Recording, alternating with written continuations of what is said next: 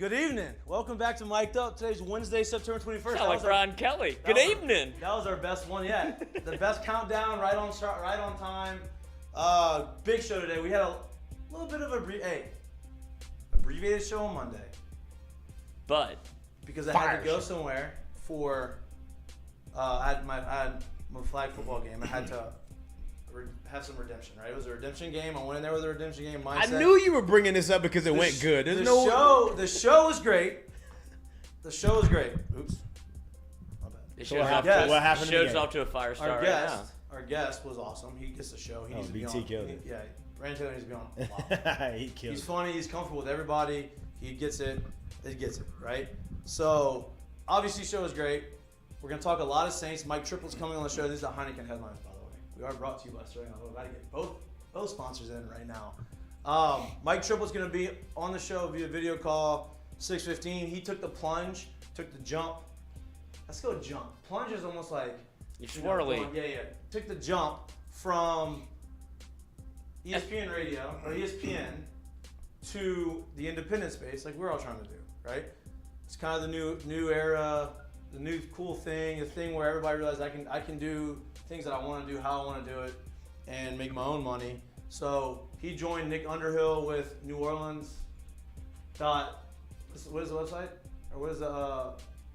New Orleans.football. New Orleans.football. Join him.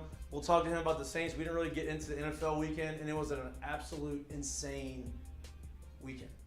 I mean, they had any type of game you can think of, they had it. Monday Night Football was kind of a stinker. We'll talk a little bit about that. I stink at NFL betting, great at college betting. I'm done. But I'm done. Problem is... With what? College, NFL betting? Done. The problem is the bank account this way.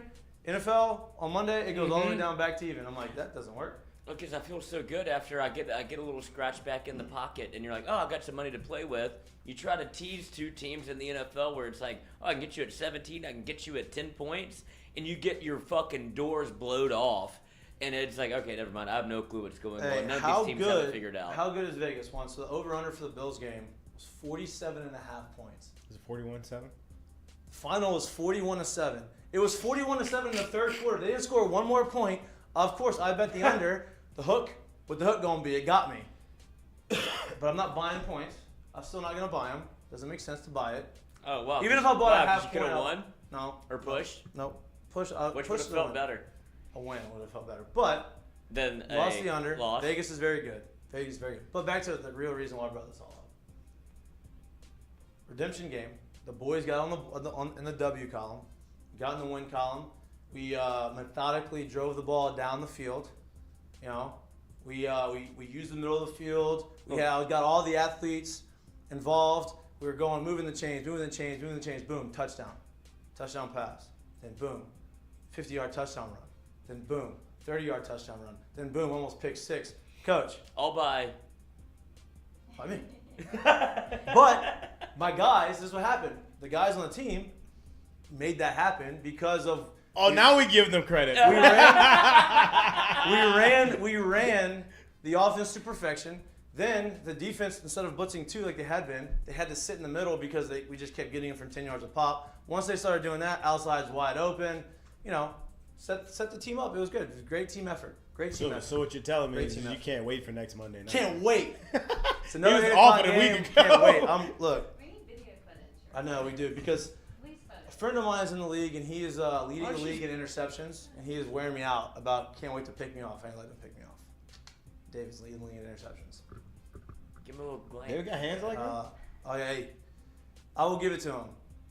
I know his golf game's No, he's an athlete, coach. Like that's great. I saw him field a ball, crow hop. He never played baseball out of high school. Field a ball, crow hop, throw a ball. I'm like, dude, you played the wrong sport. Like, what did he play? Football? He's a golfer. He played all the sports. He just didn't really. Basketball, golf. You never seen him play golf before? Mm-mm. He's a scratch golfer. No, he's probably a .2. A little bit better than scratch. He's really good. +2? I mean, +2. No. I've read the scouting reports. Yeah, it's not a full 2, but whatever. I've read the scouting reports. Yeah. He's pretty good. But we're not, you know. And he's listening to this. He's also very cool. No, he's great. Good dude. He's great. Great dude. Great. But saw him on that's not what Friday. we're talking about. We did see him on Friday. Saturday. Saturday. Yeah, Good do. Okay. long weekend. BG, Earls, all the things get confused. Oh, that was Friday, actually. No, it wasn't Friday. Oh, no, it was Saturday. It was during Saturday. the game. It was during the game. That's right. It's a but long, it's, that's not what we're talking about. That's not what we're talking about. Back to football. No. Back to the show. Great combination weekend for the boys. Yes, it was a great weekend. We had Bonding. a great time. This weekend they play New Mexico. It's not a game, not a day off, or not a weekend off for the team. Weekend off for, I'm not going to be tailgating. I have a wedding for a cousin's getting married in North Louisiana. I'll be there this weekend, so I won't be at the game. Obviously, I'll be watching the game. I'll be following the game. But, again, we talk about what do you want to see, the improvements you want to see. New Mexico is the inferior team. I want them to show that they are the inferior team. We're going to get to that. We're going to talk about Brian Kelly's presser. He said some interesting things about Jack Besh, who a lot of people have had a lot of questions about. We've had questions about. People have asked me, hey, what's the deal with Jack? I have known Jack since he was young. He grew up around my family, so now my family is asking me, hey, what's the deal with Jack? And I'm like, I don't know. I think that it's, based off of the injury he came off of in August. They're easing him in, but I think Brian Kelly's starting to realize, all right, we need to start getting him in the mix a little bit more. He's a vital part of our offense. I think that is, it's going to be good news for him. I think it's going to be beneficial for the team. Yeah. But, we're going to get to that throughout the course of the show. Before we get to that, though, I don't want to get too much into the college football landscape because Mike Triplett comes on in 5 minutes and I want to kind of get into the Saints and NFL conversation. Mike Heavens. Mike, I don't think he's going. Oh, maybe he will. No, straight to hell. Maybe he will. He appealed his suspension. Obviously, that appeal was denied. So, One, I think he should have got suspended for more than one game. I think that here's my question about the whole thing. One, Lattimore didn't get suspended. Lattimore shouldn't have been ejected. Here's my question.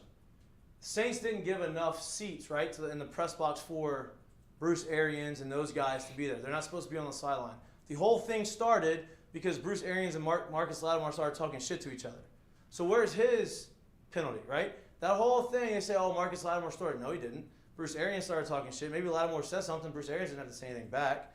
And then after that, Tom Brady gets in the middle of it. Then Leonard gets in the middle of it. And then Mike Evans does the Mike Evans move where he runs out of nowhere and cheap shots Marcus Lattimore. I just don't understand where this whole thing escalated when Mike Evans came in. Like, it wasn't a fight right. It was until Mike Evans inserted him. No, there was really no hands. Like, Leonard shoved your boy out, and there was nothing really that went on. And his words was he was defending his quarterback. Yeah, it's Tom Nobody Brady. touched He Tom. said, technically, Nobody touched Tom. It's Tom Brady. What am I supposed to do? No one touched Tom. Hey, bro, Tom's just talking shit. If Tom's going to talk shit, people can talk shit back to him. It's not illegal to talk shit back to him, right? The game went downhill after that. Yeah. So after that happened, I'm thinking to myself, like, that happened, and then Tom has the. Then they had the one drive with you had a phantom targeting. Phantom targeting. Like, legit. I don't even know if that's like, I don't understand how that's a thing, but it was a phantom targeting call, and then you had the hooked arms by accident defensive holding call. That both happened all on the same drive, and then it just the touchdown pass. Then the touchdown pass on the guy that was covered, but like. People were asking for offensive PI. It wasn't offensive PI. No, that was called a great play by Tom, because Tom literally rolled out away from wherever the press. Like, Tom literally played it like it was flag football. No, and then he just threw one up. Yeah, and then so after that, you're coming back. Pick. Defense does a good job. Hold him to a field goal. It's 13-3 at that point. So you're like, okay, you still have a shot. There's like 7 minutes left of the time. You're kind of driving. Pick six. At that point, you kind of felt like the game was over, but then you score and you get the ball back and you get the deep takeoff route, which is kind of an awkward, weird fumble. It was a weird game. The Saints, in my opinion, outside of those 10 plays that 3-minute stretch, thoroughly outplayed the Bucs. And that's they how it goes, dominated them on too. defense. Yeah. And that's it. And like, the offense was a lot. I will say this: this is the first time. So what? Jameis played 6 games last year. 5 or 6, yeah. I think it was 6 games last year, and then now he was in week 2 this year. It's the first time in the fourth quarter where I saw, like, Tampa Jameis show up.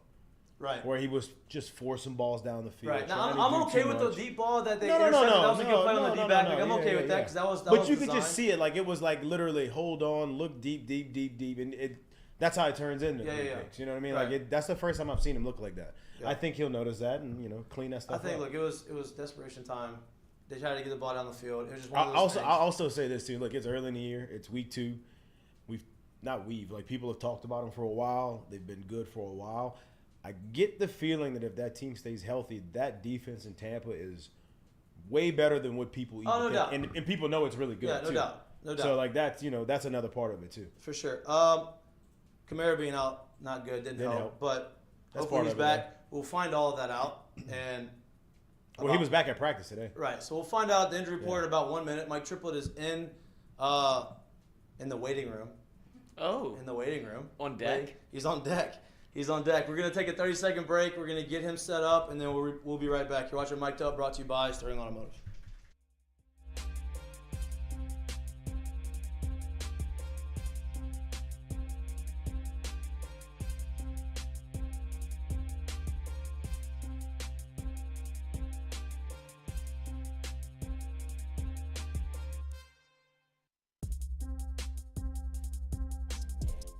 Today's show is brought to you by Dos Equis.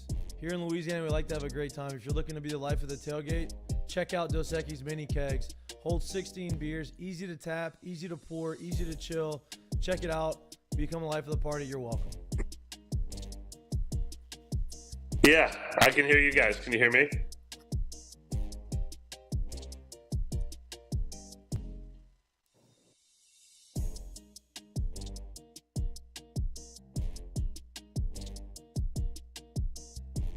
Right now, this advertising is like in my face right here.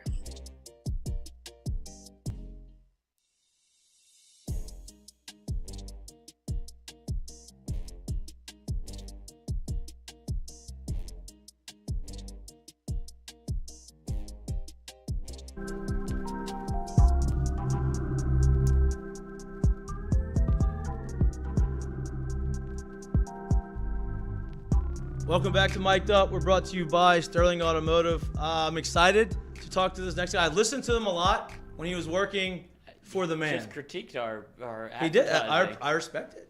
He's got more experience in this field than we do. I respect it. He is making the jump over to the independent space like we are. You know, he's learned that it's more fun that way, I think. He's joining Nick Underhill, the best place to get your New Orleans Saints information. So, Mike, I appreciate you coming on. Thanks for having me, guys. Thanks for being here. Let's get right to the meat and potatoes of this thing. Yeah. The Saints-Bucks fight, quote unquote fight.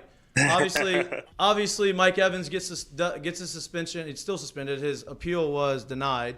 Kind of feel like, and this is just coming from me, it kind of all started with Bruce Arians on the sidelines. I know that there's been a lot of conversation about why he was there, but I feel like that's kind of how it all started. Is that the feeling of it, and how did that thing get to where it got? No, it didn't start with Bruce Arians on the sideline. It started a long time ago between Marshawn and Mike Evans. Right. Those two. Right. They didn't need an instigator. They didn't need Leonard Fournette. They didn't need Tom Brady. They didn't need Bruce Arians. They just needed any excuse, and that happened to be the one. But, no, look, that was a real raw deal for the Saints, I thought. I mean, look, Mike Pereira even said on the Fox broadcast, obviously this is going to be offsetting penalties. It's always offsetting. It's just like me as a parent, There's no, well, he started it. It's like, I don't care. Both go to your rooms. But it's a real shame for the Saints that when you think, if you had to judge just Fournette and Lattimore, I would say Fournette was more guilty than Lattimore. But at least let's call that even. What Mike Evans did was above and beyond, and maybe even the one-game suspension wasn't enough for what he did. But that doesn't help the Saints, that he's going to be suspended for the next game. The fact that there was an equal punishment after everything that occurred, and it killed the Saints. The only touchdown the Buccaneers scored after that, or the only offensive touchdown the Buccaneers scored, was picking on the third-string corner that came in after Lattimore got ejected. So that was a killer for the Saints. And, I don't think it was what's the thing? I don't think it was premeditated by the Buccaneers, but if it had been, it was brilliant. Take those two guys out of the game. The Buccaneers got the better end of the deal. If that was premeditated, I'm going to go more so to the fact that the NFL is rigged, because that's something that you would know the referee is going to do it. But there's a couple phantom. There's a phantom intentional helmet to helmet call. Obviously, you can pinpoint some of these tic tac calls that have happened. Saints it's happened to us a lot. I'm not going to get to that. Jameis wasn't 100%.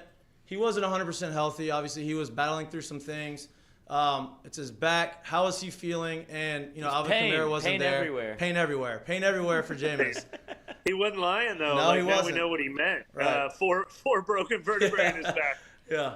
So I guess listen to that man when he says he's feeling pain. It's just everywhere. It's just pain everywhere. That's probably what I imagine 4 broken vertebrae in your back feels like. It probably, the L1 shoots up to here, the L4 shoots down to here. No, he was limited in practice today. He was out there. He was dressed. He was stretching. He was doing everything. But they said the plan is going to be the same as last week when he was limited on Wednesday, and then he did more as the week went on. They say there's no risk of further injury, meaning, the things you can't that break are your back more. Broken, I don't know. Would he heal faster if he rested? I don't know. Does it get stiffer? Does it get harder to fight through? Does he find the right combination of padding and medication or whatever? I don't know, but that's gonna be tough to deal with. And they've got a road trip to Carolina and then a road trip to London coming up. So, kudos to him for fighting through it. Nobody could really pinpoint because he's not being too revealing in what he's saying. And Dennis Allen said he didn't really think any of the throws were necessarily affected by it. You have to think some subtleties are at least affected because obviously he still has velocity. He was throwing 60-yard bombs down the field, but is that why he was missing Olave a little off to the right when he wanted to hit him down the center of the field, or is that just a really hard throw to make? It's hard to say. When he wasn't running near as much, obviously, either. Like, he had some lanes that he probably could have, and you could tell, like, he wasn't 100%. I know there was one time where he had the first down, didn't run, and then ended up having to lower his shoulder, and I know that probably didn't feel very good. Alvin Kamara, what's the deal? Is he back? Is he practicing? Is he going to be healthy? Looks better for him. Yeah, looks better for him. He did participate in practice at the beginning of the week, Wednesday last week too. So that doesn't guarantee anything, but it's obviously a great sign seeing him out there on a limited basis today. And the word that we had gotten too was that they hoped he could be ready for this week, and that the Saints were even holding out some hope he might play last week, even though it seemed unlikely. So. Hopefully this week, but certainly doesn't not seem like a long-term issue for him, which is important. And Paulson Adebo also, I don't know if he'll be ready to come back this week, but he was back practicing for the first time this season, and that's a big one too. So you get all these hands on deck, all of a sudden it's a pretty complete-looking roster. Anytime you play division teams, it's difficult. Obviously, they're very familiar with each other. They play each other twice a year. You start the season off with 3 straight division games. You have to go to Carolina. They're 0-2. What are some of the things that Dennis Allen's talked about that they want to get better? Because, the first game of the season, they started off slow offensively. Last week, obviously, they didn't have a great offensive showing, but, the Bucs defense has been historically really good. So what's the things that the Saints are trying to do to improve on going into week 3? Yeah, I mean, all the improve on, we got to kind of lean on the offense. The defense proved that the Atlanta game was kind of an anomaly, which we thought it was because they played them so strangely, so out of character, just not knowing what they're going to see from Marcus Mariota and kind of just hanging back against him. They looked like themselves again, a dominant run defense. I'm not worried about the pass rush. Dennis Allen definitely said he's not worried about the pass rush because, the first game they chose not to rush Marcus Mariota. The second game, Tom Brady didn't let them by just throwing those quick passes, but he certainly wasn't effective. Tom Brady had a lousy game until he threw that one touchdown pass. So I think the defense looks strong. You do want to see more sacks. You do want to see them force more turnovers, but you're not overly concerned about that side of the ball. All the concerns are on offense where, they have to find their rhythm. I don't think we're going to see a team that can only score 3 points in the first 3 quarters consistently. I think that'll change. But I think we're going to see, I said this on the podcast with Nick today, I think we're going to see a lot of 1 step forward, 2 steps back, 2 steps forward, 1 step back with this offense, probably for a while. But there's still so much firepower on it that I said it has to lead to, 4 or 5 scores a game, 20-plus points a game. The 3 points through 3 quarters, it was a slow start against Atlanta too. That would surprise me if that continues, but I think it'll be a work in progress for a while. The way the NFL is set up right now, it's there's a lot of parity. Outside of the Bills, who look like they're unbeatable right now, it looks like everybody has a chance to beat everybody. Last weekend was a wild weekend, but obviously you go to 0-2 Carolina next week. We'll see. Well, you hope week 3 is not anybody can beat anybody for the Saints' sake. Yeah, you're right. Absolutely. This is one where they should have the upper hand on the opponent based on where they are right now. But, look, we saw the Saints go into Carolina in week 2 last year, and they got clobbered. And by the end of the year, that looked like a total anomaly. So for the Saints' sake, they better hope they clean up whatever issues they brought to Carolina with them last year. Well, I'm expecting it to be another tight game there, just simply off the fact that they go 0-3. You're pretty much writing your death sentence for the rest of the season. So I would imagine that's going to be a very desperate group over there in Carolina. But speaking of the offense, speaking of the firepower, was Chris Olave's involvement in the game this past weekend something they've been trying to do, or was that just kind of how the game flew and kind of how things rolled? A little of both. We've asked a lot of people this question this week too, and Dennis Allen said he thinks they went to the well a little too often, but it's hard to say exactly how many times that was Pete Carmichael going to the well and how many times that was Jameis Winston going to the well. But he said the one common factor in it was that Tampa Bay clearly was pinching Mike Thomas a lot. And so on all those throws, he had Olave in single coverage, and there was an opportunity there. Right. But as we saw, Olave having a step on a defender doesn't make it that much easier to complete a throw 55 yards down the field. And it took him – there were a total of 7 attempts. Right. 6th and 7th were finally profitable with a pass interference call and then a catch. But, you want to hit on half of those, not 2 out of 7. And I guess that also shows you kind of the NFL game, right? You're used to seeing him running these routes in scarlet and gray, and there not being a defender within 5 yards of him, and all of these are tightly contested. Yeah, he can adjust to a throw that's a little off target when he's the only one in the area. A little more room for error. Lloyd? Oh, yeah, and when you get to kind of the Saints' defensive plan, which I think was a good one, and despite what happened, they were in the game late until the penalty happened, obviously, which I thought was going to be a momentum turner actually for the Saints because Mike Evans is Mike Evans, and he's going to do that. They held him to, 2 catches, I believe. But when you talk about Dennis Allen and Tom Brady, they're going to see each other later in the year, which I think when you look at the NFL and how it's going this year, that seems like when it's going to matter most because you see the Packers start off 1-1. You see all of the teams that are kind of going to be involved late are going to start off a little bit slow because there's no preseason. But when you think about a Dennis Allen-led defense, what do you think Tom Brady sees? You saw him throw the iPad again. Yeah. So I'm wondering. He's not looking forward to that. Right. Tom Brady did not solve the Dennis Allen defense. No, not at all. By the time that fight was happening early in the fourth quarter, I was already, I had my notes on all the things the Saints defense did well and adjusted to. Early, did you already have Mike your Evans story written and you had to delete? No, but I was already thinking the story of this. I was thinking, I obviously knew that I didn't know how it was going to end when it was stuck in 3-3, but I thought there was a possibility the story was going to be Dennis Allen did it again without Sean Payton, without some of the same personnel in the secondary. He's still got Tom Brady smashing his tablet, just like you said, and yelling at the refs and yelling at Marshawn Lattimore. And it's Tom Brady. And it didn't turn out that way, but Brady's not looking forward to this matchup again. Dennis Allen still and the Saints defensive personnel still cause problems for him. I think that is the most positive takeaway from this game. And on top of that, what do you think that the Saints do well that a lot of other defenses can't seem to figure out against them? Yeah. Well, we did a long piece on it over the weekend, and I actually talked to Drew Brees about it, and we kind of listed some of the things. But, one of the main things is you have to have the personnel. And so I was a little curious, would it continue because they have all new guys in the secondary beyond Marshawn Lattimore this year from what they had years past. Since Paulson Adebo didn't play, they switched out their safeties. They traded away Chauncey Gardner-Johnson. But they did. They continued to match up really well. And the thing is, the reason they only had 1 sack in the game is it's not all-out blitz against Tom Brady. It's show them a different coverage, make these guys look like they're cheating up, move them back, make this safety look like he's dropping. He goes out it's just make Tom Brady think for an extra second. Don't give him enough time in the pocket and don't let him instantly recognize what's going on. And Dennis Allen's really good at that. Breeze had a great line for you. He said they call it the Rolodex defense, and you see teams do that against the best quarterbacks in the league, and that's something they do really well and continue to do really well against Tampa Bay. Mike, I appreciate your time. Just a couple more questions for you. So I want to talk about the atmosphere of the Dome because I think that the Dome's had a lot of great games. Obviously, the first game back in the Dome when Steve Gleason blocked it, like that I don't know if you ever can match that energy and the electricity that you after that block. But you've had some other big games. The last couple of years, I think there's been a lot of talk about the Dome just kind of felt like it hasn't been as energetic.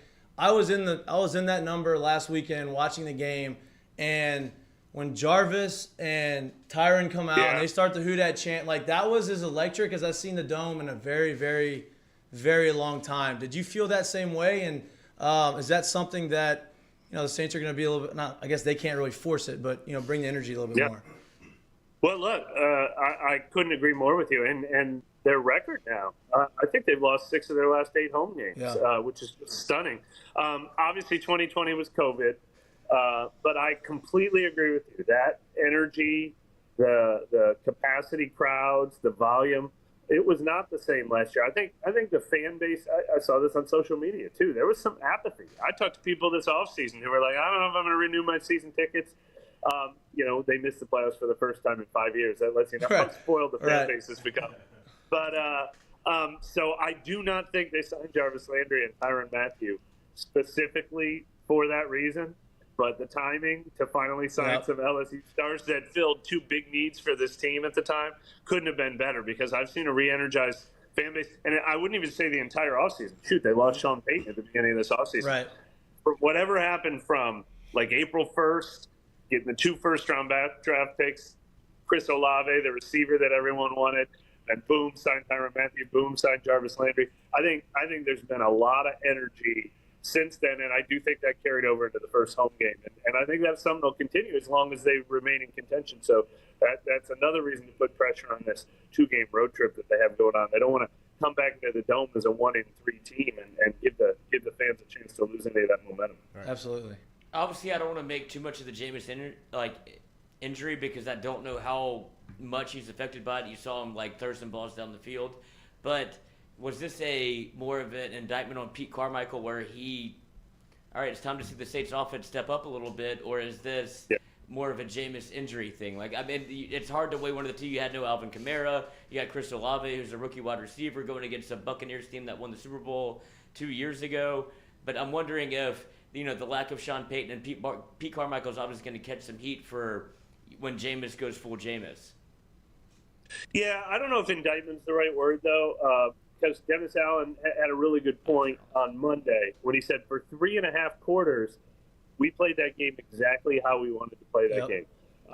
And I'm not saying the Mark Ingram fumble ruined everything, because that was an even trade-off. Tom Brady had a fumble just like that when Tampa Bay was going in field goal territory earlier in the game. That was a gift for the Saints when he fumbled that snap. So those two counteracted each other.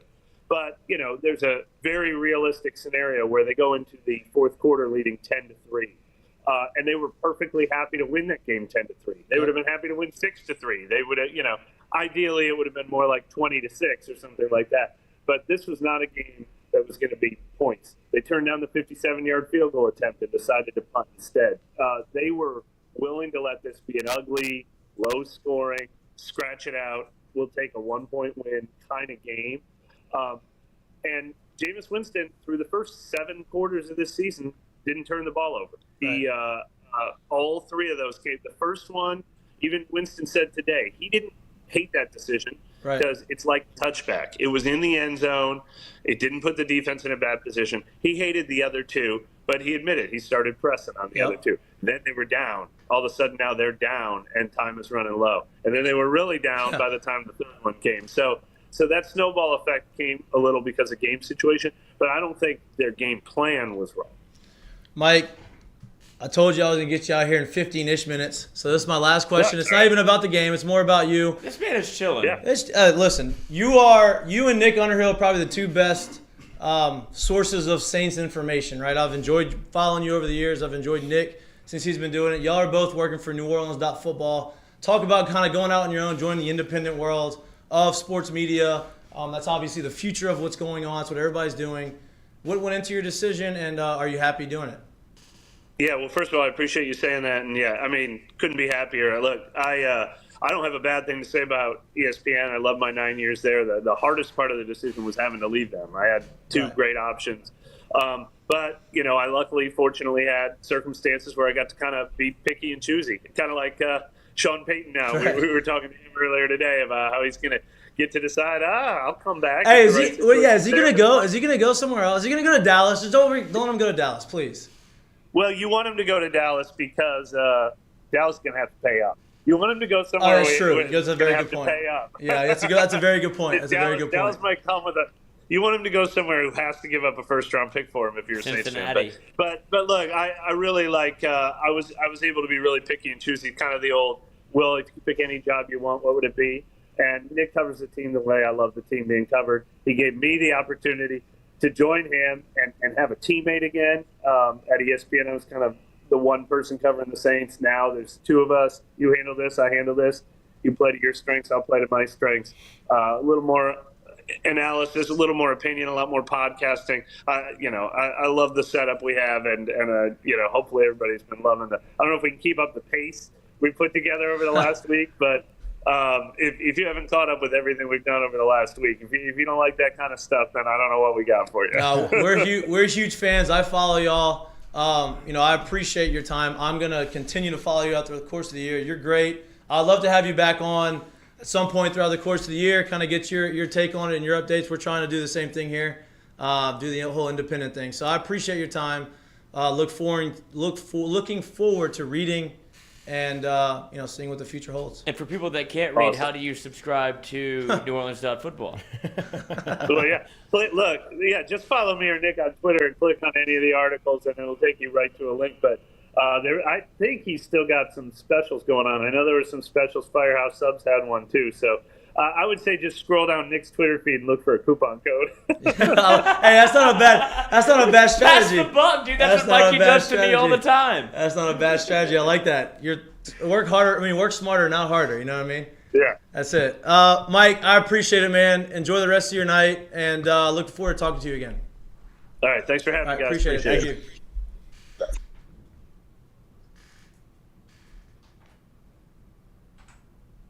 That was good. Good. He understood it. He was real relaxed. More relaxed than I thought he was going to be. He was super relaxed. Yeah. Why are you laughing? No. We always do this.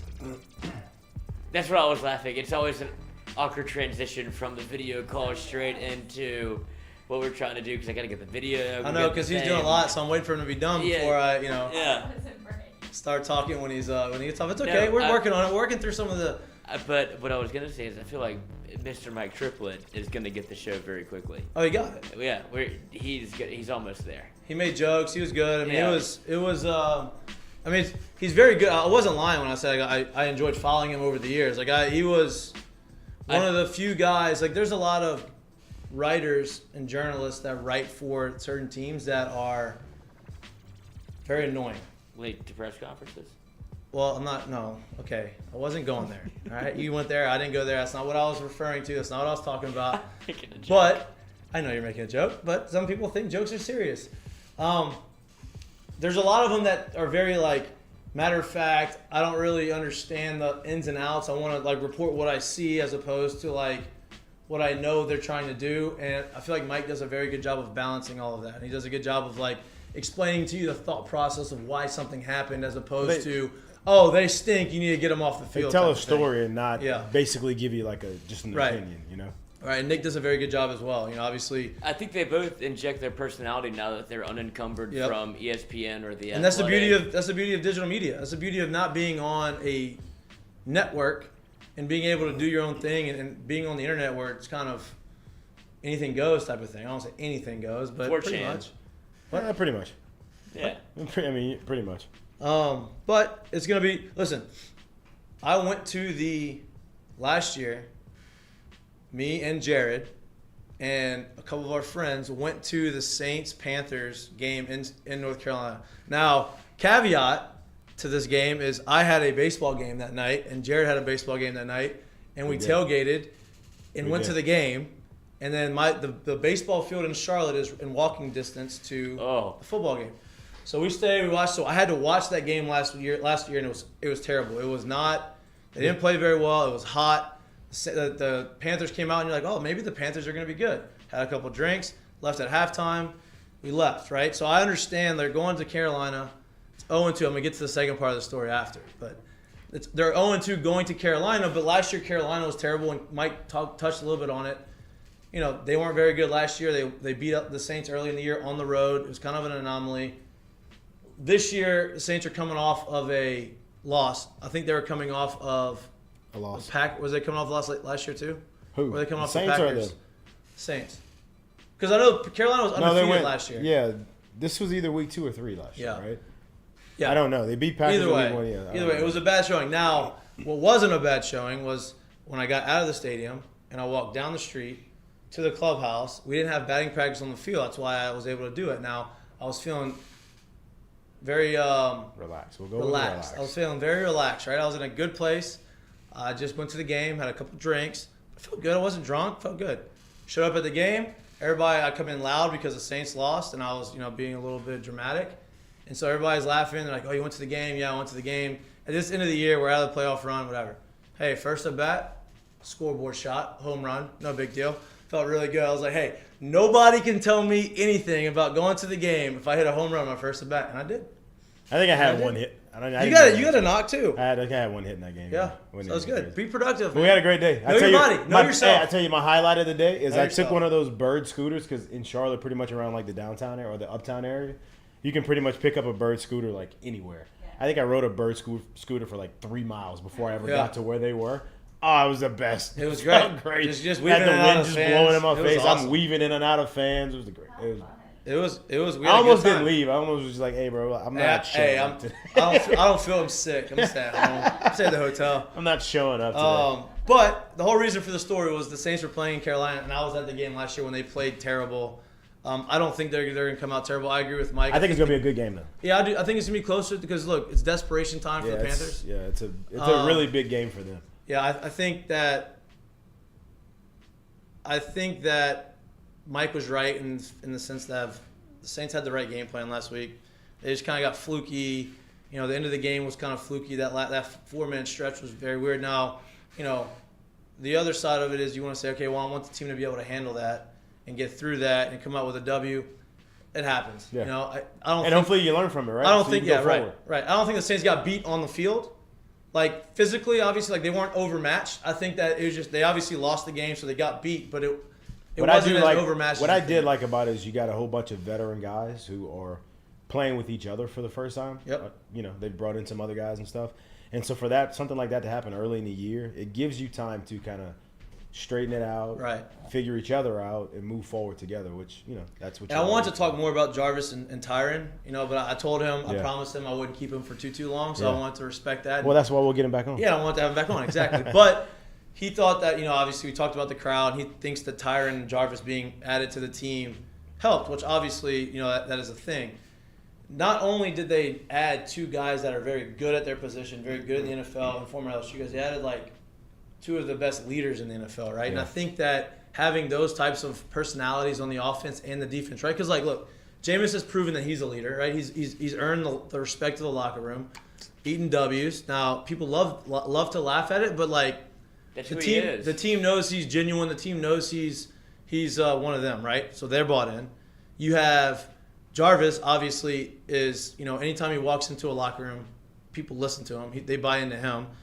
I think Mark Ingram's in that category. I think Mark Ingram brings a lot of energy. Now, obviously, he had a big fumble, but I think that he is one of the guys that people look at. I think he loves to be here. Yeah.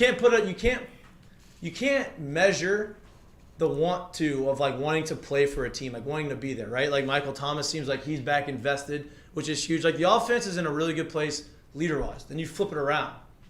You have Tyron. Tyron is obviously known for his leadership. You have Demario Davis. Demario Davis obviously is an. You can go at all 3 levels. You have leaders on the defensive line, linebackers, secondary, and I think with that, you'll see the team improve. Right, the talent's there. It's just a matter of just gelling. Kind of the same thing with LSU. Well, you talked a little bit about how the dome was down. Not this year. No, that's what I'm saying. I'm talking about in previous years where it feels like it wasn't the same. Bringing that kind of, no pun intended, that kind of juice back when you have Tyron, Jarvis, it gives people a reason to get excited again, and you do kind of the thing that the Saints have never done, where you get the first-round draft pick with the wide receiver, where Saints fans are clamoring for it. And I'm not saying it's not working.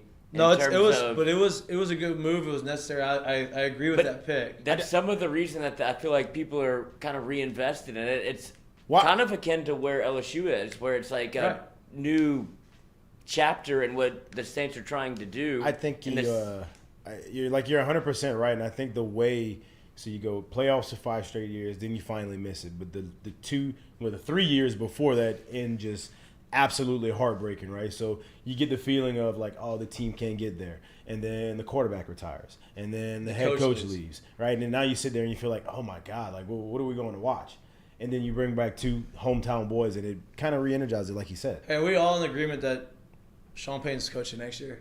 Yeah, that's gonna happen. That's happening. No, that's 100%. That's happening. He basically said Sean told him like, I'm gonna be back. Yeah, I mean, did you doubt it though? No, I didn't. Yeah, that's. I just hope that it was gonna be more than 1 year. Because listen, he's gonna go to a Dallas team that's got a lot of weapons. Everywhere, let's be honest. Anywhere he's gonna go is gonna be a very good situation. You're right.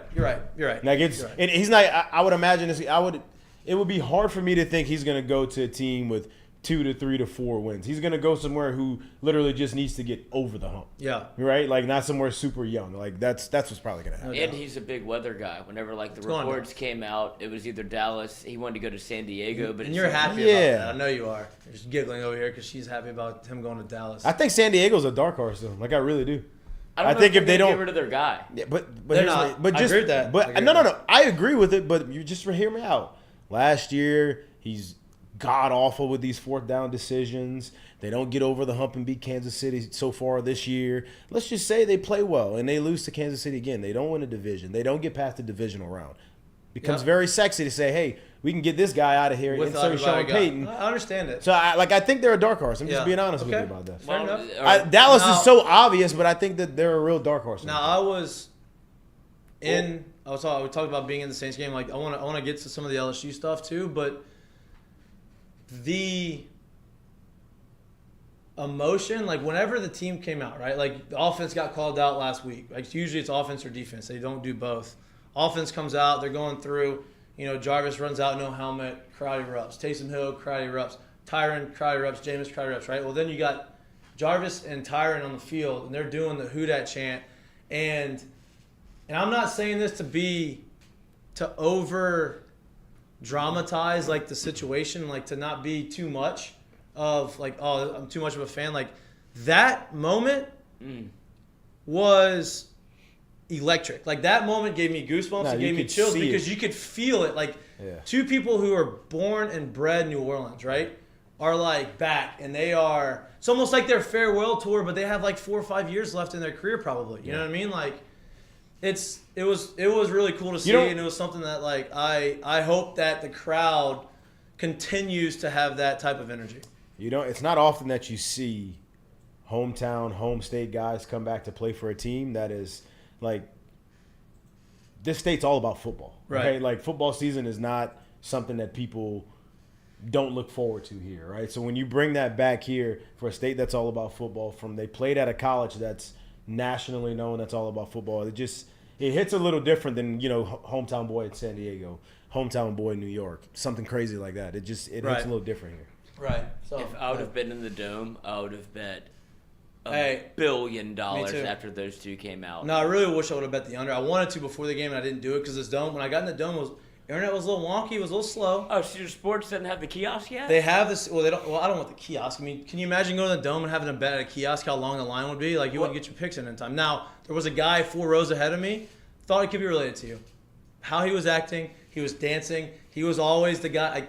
I thought he could be related to you. It was. It reminded me. I never seen Dancing Lloyd yet, so that's new. It reminded me of the first time I met Lloyd at a football game, and I wanted to throw him off the top of the top railing.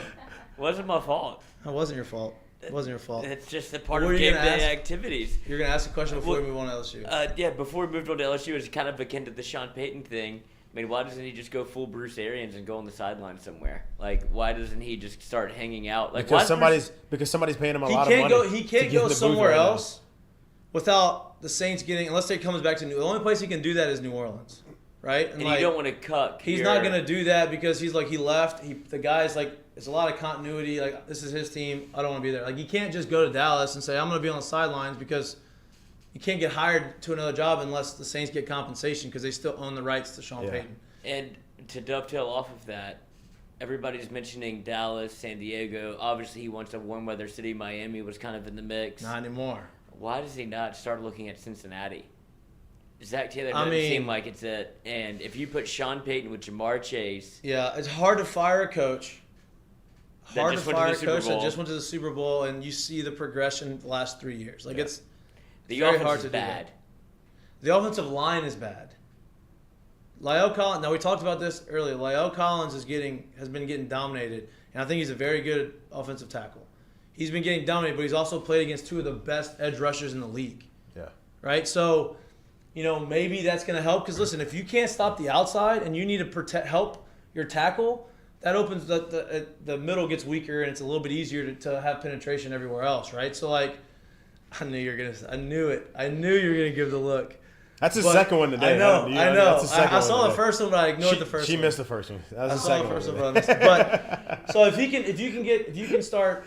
First one was better. If you can, I'm not gonna go into that. If you can start protecting the edges, right, like the corner, then I think it's gonna help. Now, like I said, two of the best edge rushers in the game. We'll see what happens. Their offense isn't bad. I think it's the offensive line, and I think that's kind of what's making it not run as smoothly. Not to keep the Cincinnati train rolling, but another guy that probably should get some eyeballs looked at him is Joe Brady.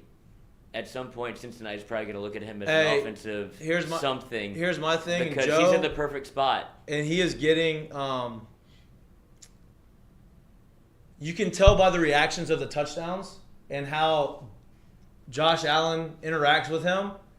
Joe Brady's got some influence in there, right? Like, they lost their offensive coordinator to New York, right? So now you have... Who's obviously very good. Who's obviously very good, right? Like, New York's 2-2. Did they win? They're 2-0. They're 2-0. He was a straw man. Right. And so, but then you have Ken Dorsey, who everybody knows Ken Dorsey is. He was a quarterback in Miami.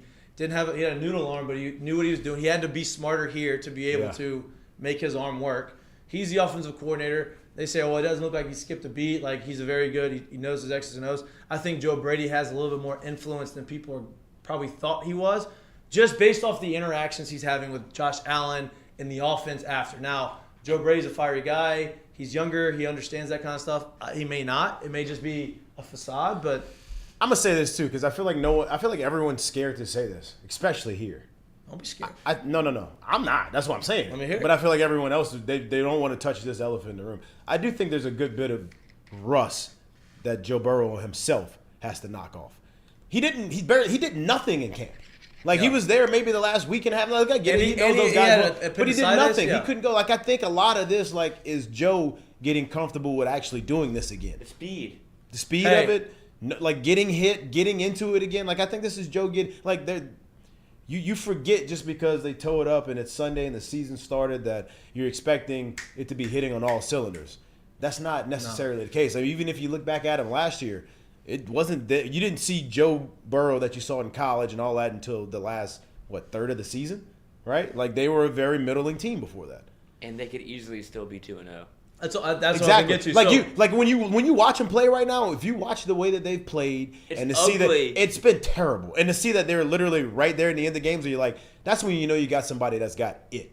I just think that it's there. He just needs to actually get in the rhythm of playing again, and I think that's been a lot of what's going on too. Now, you touched on it, right? As bad as they played, as bad as the offensive line was, Joe Burrow brought them down a chance to win both games, right? Like, Joe's have to go. Tell the truth. Joe's a bona fide winner. Yeah, but we right? talk about it too. Tell the truth about it. Like, they should be 1-1. They had literally somebody who's never snapping. No doubt. Like, they had like that. They should be 1-1. They really should be 2-0. To be honest with you, right? If they win that first game, they probably 5 turnovers. Should have won that game, and they lose it. Whatever. But no matter how bad things got, Joe was able to take them down. Like, that's the sign of a winner. That's the sign of a franchise quarterback. Like, it's not Joe's issue. It's not Joe's fault. I think they're going to get it right. Yeah. I think they're going to figure it out. They're 0-2. That division's not doing very well.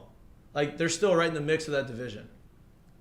You know what I mean? Like, well, I mean, we're 2 weeks into it. That's a tough division, but I expect them to be. But like, as far as like it's not like you have someone that's 2-0 in a division. Like, you're only one game back. technically of being back in there. Especially if you're from this area where you look at college football first, you think, 0-2, you're out of it. Right. The NFL is based off divisions. If you can win your division, get a home playoff game, and able to kind of figure it out a little bit later, and if you watched like McAfee and the Pat McAfee and the Aaron Rodgers interview where he's like, people overreact after 2 weeks of this thing. Like, bro, I'm chilling. Like, I'm good because it's a long season. We added another game. I'm comfortable where we are right now. Like, we're not – there's no preseason games anymore. And I think I don't think enough has been made of Joe having the appendicitis where he's never really complained about anything. Like, the rehab from the knee injury, he didn't complain as much. Yeah. He was like, this is normal. Like, I understand what I'm doing. The appendicitis, like, fucked him up a little bit. He was like, I have no idea what I'm doing. I'm laid up in a hospital bed for 6 days in a row. I can't work out. I can't do anything. He was doing it. Yeah, he lost all of the weight that he put on to try to be able to be kind of Joe Burrow again after the knee injury. So it's definitely a setback. And for him to even, like, try to be with the team on the golf court was a cool story. But that means that's how badly he wasn't able to rehab because he was so unable to move. Yeah. And I mean, you're 100% right. You know, it's I'm not worried about him. I think, like you said, it's going to take some time, but I think they're 2 weeks in. I think he's gotten hit. I think they've kind of figured out. They've had two different types of games, for sure. And I think they're gonna figure it out. They're too talented, and Lloyd, you have a guy like that. Let me ask you a question. It's serious question. Uh-oh. Give me your real answer on this. If you're in the August heat, because it's pretty much hot everywhere, and you're running sprints, you're running gassers, tired as shit, and you look over, and one man's smiling on a golf cart, how do you really feel inside? Tell me your true answer to that. Just tell me your true answer. Well, I think there's two sides of the coin. Would you rather him be there or not? If you're doing that, you want me to be honest with you, being that I've done it before, I'm not too happy about it. But I'm sure the front office is like, Joe, do whatever Joe wants. Right. Well, I think Joe's trying to be a leader. And I'm not. No. Yeah, I think time out. First off, I think literally like there's nobody on the team that like thinks any less of Joe after he did that, and I don't either. So like I'm not saying that at all. But I can easily say that people. You got to be Joe Burrow to be able to pull that off. Yeah, exactly, and they all know that at that point too. Yeah. Like ain't nobody else can do that but Joe. But I'm pretty sure that people look at him like this motherfucker. Yeah, but he's trying to be part of the squad, and then people get a ride on the cart. I was like, put your pads on the back. Like he's being a part of the team. Like I understand what he was trying to do. Like he wants, because if he's I'm not saying there, he didn't have any bad intent in it. No, but if you ain't good, if you're somebody, if he ain't Joe, if you're not Joe, there's some other good players on that team that could have never done that. If he ain't Joe, he can't do that. No, I'm talking about quarterbacks in the NFL that couldn't pull that off. Like where you're looking around, like I don't think Dak could even be able to get away with that. Like, you have to be able to where Joe commands the locker room at such a high level, and they're like, that's our guy. Like, whenever they talk about Joe Burrow, they talk about him in such a high regard to where they're like, I'm glad he's here because the practices don't run the same when he's not there. Like, he's coaching you up. I mean, we saw it at LSU. Whenever he left, look what happened to the LSU program. Like, we were trying to give credit to a little bit to Joe Brady, a little bit to Coach O. Maybe he's figured it out and grown up. This whole thing went to shit as soon as Joe Burrow left. He wants to be able to inflect his own voice on the team. I mean, look, that's what a quarterback should do. Obviously, there's some guys like you said. There's about 28 other teams that would not allow that, no matter who it is. I don't. Oh no, I'm agreeing with you. I already told you that, but I'm just telling you, like I would imagine that if you're running, can't even catch your next breath, you look over and you're like this. Last thing. Hey, Hopple. We're going to Fred's. Yeah, we are. Another Joe. The last NFL thing I want to talk about, like I said, the NFL was schedule last weekend was crazy. The results were crazy. The games were crazy. Not the Monday night games. In the 7 o'clock hour, we're going to get to all LSU. I know people are probably upset that we're not talking LSU. All LSU. But it's the fucking Lobos, bro. We're going to talk about it. I'll talk about it.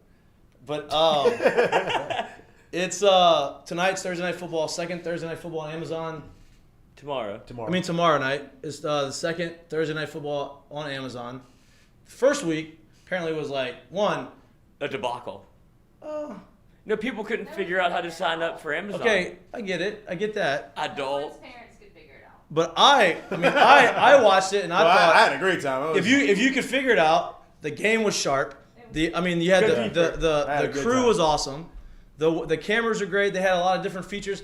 And Jeff Bezos obviously came out and said, they had the most Amazon subscriptions ever. And one day I'm like, no shit, dude. What did you think was gonna happen? You think, Jeff? Like, duh. That's why you did it. That's why you spent a whole bunch of money to be the only place that you can watch NFL football on Thursday night. Like, because you're gonna force people to subscribe to Amazon Prime, right? But more power to you. Very good businessman. I love it. I thought it was great. The game was great. The tomorrow night's game, not very good. I don't know. Listen, you got Pittsburgh and who? Pittsburgh and Cleveland. Ooh, stinker. Very big stinker. Ooh. Right? So you got bad. The over-under is very Pittsburgh's at Cleveland, right? Now, last week, I don't know. You may have heard week 1. I think it was more last week. You heard the Kenny Pickett chants already, right? Week 2, Kenny Pickett chants already happening. Sucks that. Not good. Now, Matt Canada. Sucks that Mitch is the scapegoat. It does, because it's not his fault, dude. Matt's the one that's terrible. Matt Canada's offense stinks. Oh, it stunk when man. it was here. It stunk when it was at NC State. It stinks. It stunk when Ben was there, and it still stinks. It stinks. It's not right? good. I'm sorry. You know more about football than I do, Matt Canada. I know that. I am not trying to compete with you as far as knowledge, but I know what I see, and I know that it's not working. Like, the jet sweeps to Claypool. Wow. I look around that offense. Chase Claypool. Yeah, I look around that offense. I'm like, damn, Najee Harris looks very, very, very marginal. And when he was at Alabama, he was scary. Right. Thank God you have Tomlin. Thank God your defense is very good. Yeah. Because offense is not. Now, in Cleveland, I think Cleveland is better. Jacoby Brissett is capable. He's not elite. He's not even a guy that you probably want as your starter, but he's a guy that you can plug in if someone gets hurt as the backup, and he can take you through a few weeks. Now, he doesn't have a few weeks. He has 12 as a starter. Well, 11.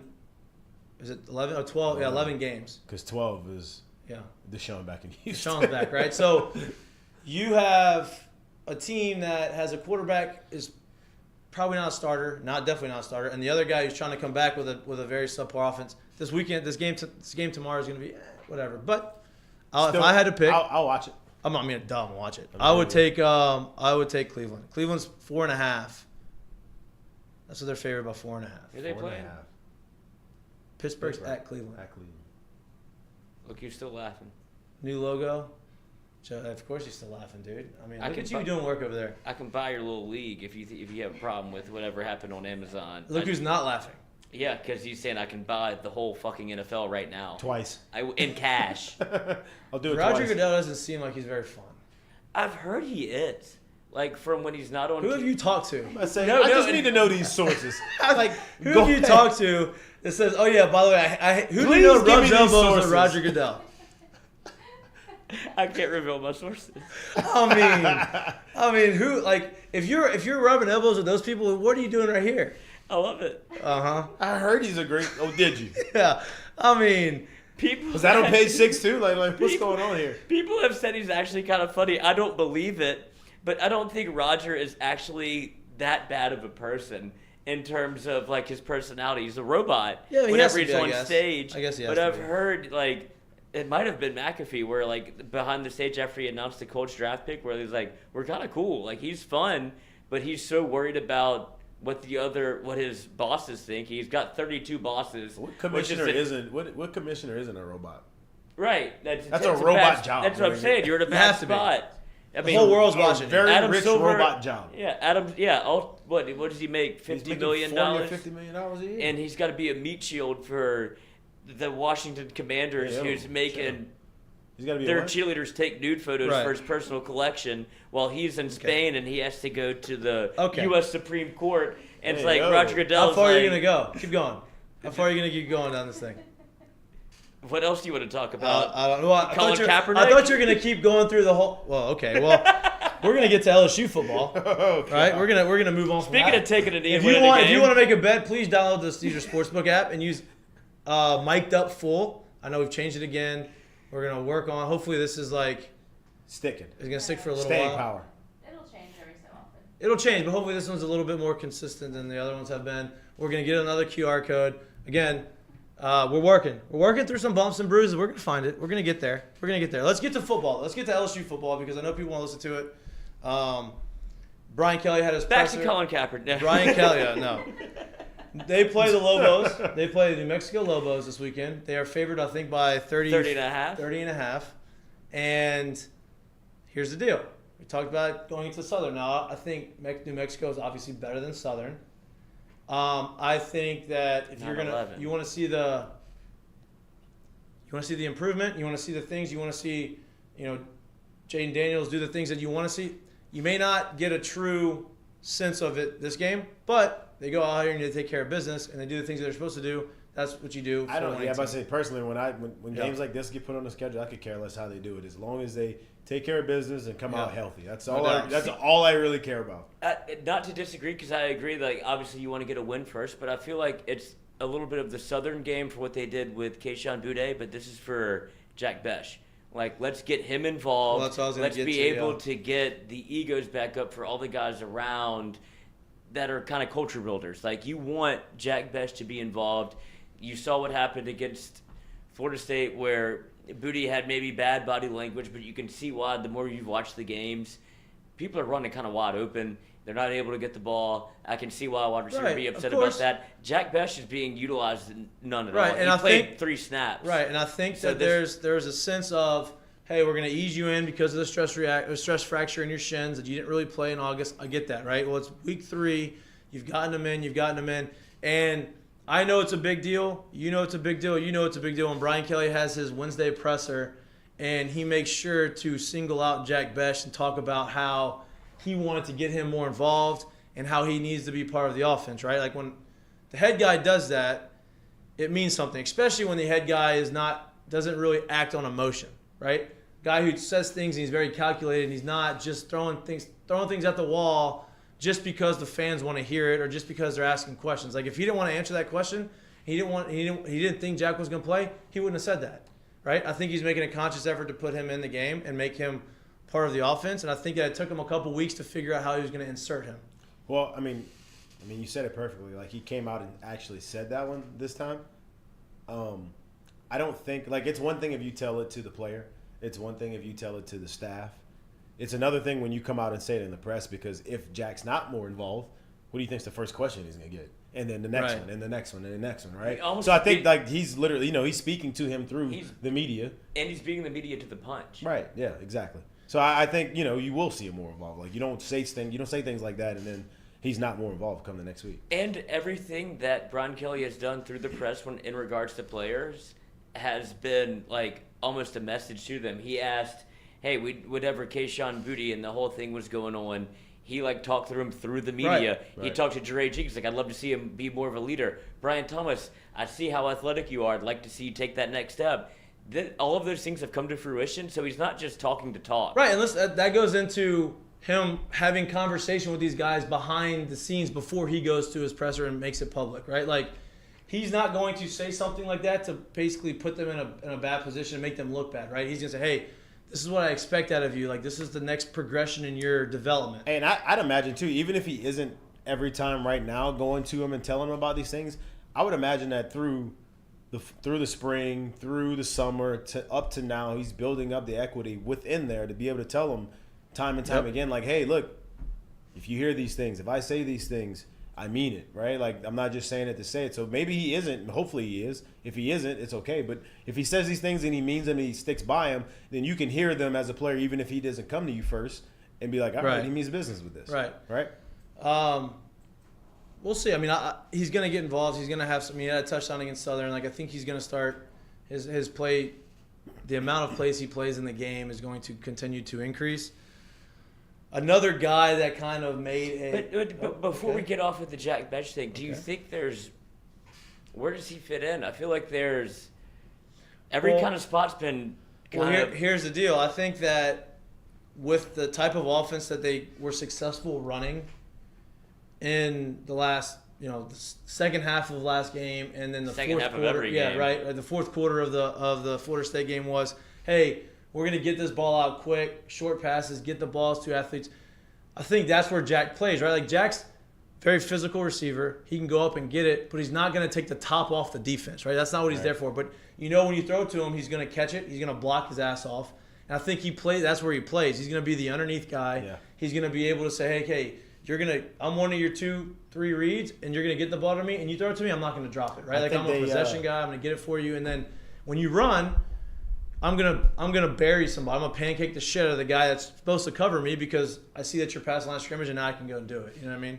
We said this before. I know, obviously we don't know. We're not there every day. We're not at practice, but I think they can utilize Jack in a situation where he is that motion guy. He is that underneath guy. He is that mismatch guy, right? He's too big for nickel corners. He's too quick for outside linebackers. I think he can end up being in those situations and then inside blocking on some of this running game stuff, and then use him more that way. And this is something that I was kind of thinking about, where you could take some of that stuff off Mason Taylor's plate. I don't know if Jack Bech is adamant about playing wide receiver, and to where you just do it in a different way, yeah. Right, exactly. but you can get him involved, because Mason Taylor, the more you watch the games, he's getting, like, it feels like he's taking too many college credits at once as a freshman, where he's like, all right, I'm in motion, I'm in the game almost every play. Yeah. And this is some of the stuff that Jack Bech does well. Like, you don't want to dictate. For sure. And your look, Mason's going to be a huge part of the team, right? He's taking awesome. some of his lumps early. I think Mason's going to be the guy. He needs to be. Now, listen, I am not saying that this is what should happen. I'm saying that I think that I would like to see it, because I think that he would be he'd be very good at it. Mason Taylor, like, going in motion and getting the ball in the flat, like, that's one thing, right? I think Jack is better suited for that, because I feel like he would make that first guy miss, get it up the sideline, kind of whatever, right? Mason Taylor, the tight end over the middle, the tight end kind of having leverage on the backer in the red zone, like him stretching the middle of the field, I think is like what he would do, in because he's an regard. athletic, big tight end who a linebacker is not going to be able to cover. And I think that's why Brian Kelly had brought this up. I think he made it a point to say Jack Bech needs to play, and we need to get him in, because he realizes, all right, this is how we're going to do this, right? I think he sees it. And you don't want to let personnel dictate scheme, right? Like, you don't want to be able to go, okay, Jack Bech is in, so LSU's going to do. I think personnel does kind of dictate scheme. Right, but that's why they're keeping Mason Taylor in and not putting Jack Mashburn in on run plays. Right. They're trying to make him do both, because you want to be multiple. If you bring Jack Bech in, he's going to have to do some of that dirty work, which it feels like. It's not that he doesn't want to do it. It's just that he's better suited to be a wide receiver. Well, and maybe they also wanted him to get physically up to speed, healthy, and before they actually start asking him to do stuff like that. Yeah, there's a lot of. I mean, look, that's what we're here to do, is assume and kind of make, our opinions on things based off what we see. There's a lot of assumptions that we don't. There's a lot of answers that we don't know There's a lot of questions we don't know the answers to. We're gonna find them out. Hopefully, it's not like the old regime, which obviously I know it's not, but the old regime would say, hey, we're going to do something, and then nothing ever happens. You know what I mean? Obviously, I would expect this regime to say, hey, we're going to do something, and you see it. I think you've seen that throughout the course of the first 3 weeks of the season. Now, Jaden Daniels, that we've had a conversation. We've had plenty of conversations about him, plenty of conversations about the things we wish he could do better. All of those things, all of the things that we don't like, that he doesn't do as well as we want him to do. All that said, has 6 touchdown passes this year. He's the highest rated rusher, running back or quarterbacks, according to PFF. Now, PFF is a little, it's not end all be all. It's not the end all be all. Some people like it, some people don't like it, but it's a stat. It's a good stat. They do a lot of research. They have a lot of numbers. Like, it's useful. Yeah, it's very useful. He has more touchdown passes than some of these other guys. Now, some of these other guys haven't played full games because their teams have been very good. But usually when you're doing that, that means you scored a lot too. Exactly. 3 games, 6 touchdowns, 0 interceptions. Yeah. That's averaging 2 touchdowns a game, no interceptions. He has a 1 fumble in the mesh, the running back with the read option, the mesh. Like, that's one thing, right? As a fumble. That was the only turnover that they have offensively. He's got rushing touch. He is playing well. Can he play better? Absolutely. Would I like to see him hit those open receivers and get the guys the ball quicker? Absolutely. But hopefully, it's 2 weeks in. Makes the adjustment, plays well, does exactly what he did against Southern, and then we see it against Auburn. Because Auburn's another good test, because the team that you probably should beat, but it's also an SEC team that you get a true judgment from. And first true SEC game. Yep, that too. That's a different animal, which I think his experience is going to come into play there. You have Jaden? Yeah.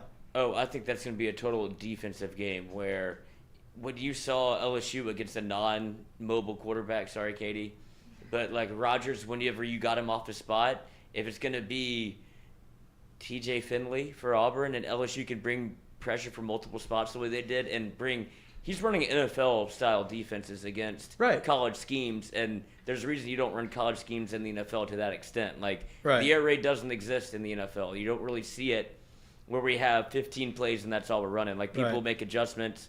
Mike Leach really didn't well, they can't space you like that either. Right, and you saw LSU take advantage of – we talked a little bit about it with Coach Kasky earlier today, where it's like the gap assignments that Mississippi State had for the air raid, where it's like they're split out a little bit wider. LSU attacked that because they have so many athletes and so much speed to where, holy shit, we have to change kind of what our identity is, and we're not going to do that mid-game. Like, they shortened up their splits a little bit. But at that point, now we're uncomfortable with what we're doing. When you get to an Auburn, he's been in session earlier today. He had to do a show that explains how the coverages were, what they were seeing, how I've been doing that since I was 12 years old. And so he got some schooling today from Goodell showed up there too. So I could buy your little league.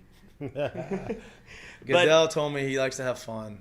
Yeah, that's another inside source. I got it from Coach Kasky, who worked in the NFL for 15 years, and they rub shoulders. So he's like, actually, Goodell's a good time. Okay, likes to go to the grotto. Now we get the sources. Okay, yeah. All right, keep your thought. Keep going.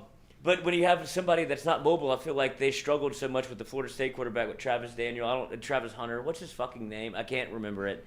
But either way, he was mobile, and it was kind of indicative of what LSU was trying to do, whether he could make a little bit and create some extra time and get throws off. I don't think TJ Finley's going to be able to do that when you talk about Auburn. Like, what the way that the pressure schemes are designed and what LSU likes to do is to get a quarterback off their spot, which is an NFL-designed defense. And if it's TJ Finley, it's going to be murderer's row because he's going to look.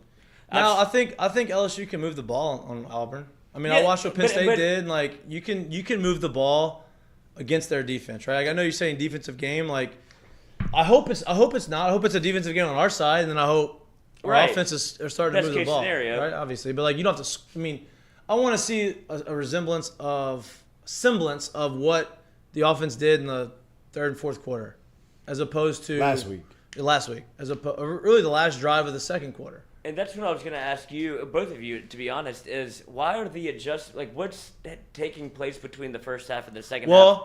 Well, the adjustments happened at the 2-minute drive, but then the adjustments happened. It's getting earlier. Go ahead, you say it. You're asking why is that the time it takes place? Because when you face two teams that are somewhat competitive in Florida State and Mississippi State, the offensive numbers in the first half aren't good. Like, obviously bad. Right. Jaden Daniels is relying on himself to kind of he doesn't feel comfortable. He's not trusting his reads a little bit. What is happening in the second half where they're like, okay, I've just never been in the locker room for a college football team wherever it's like with a good coach it feels like with Mike Denbrock who's experienced and it's like, all right, let's do this and this. So I'm just wondering what goes into that whenever you're in the locker room. How much film's coming down, or how are they making their adjustments based off what? So all right, I'll go through it. How many plays do you think roughly probably happen in a game as far as for like offensively, not both sides of the ball? Oh, offensively, what 80? 60 or 70 in college. Depending on what kind of offense you're running. Right.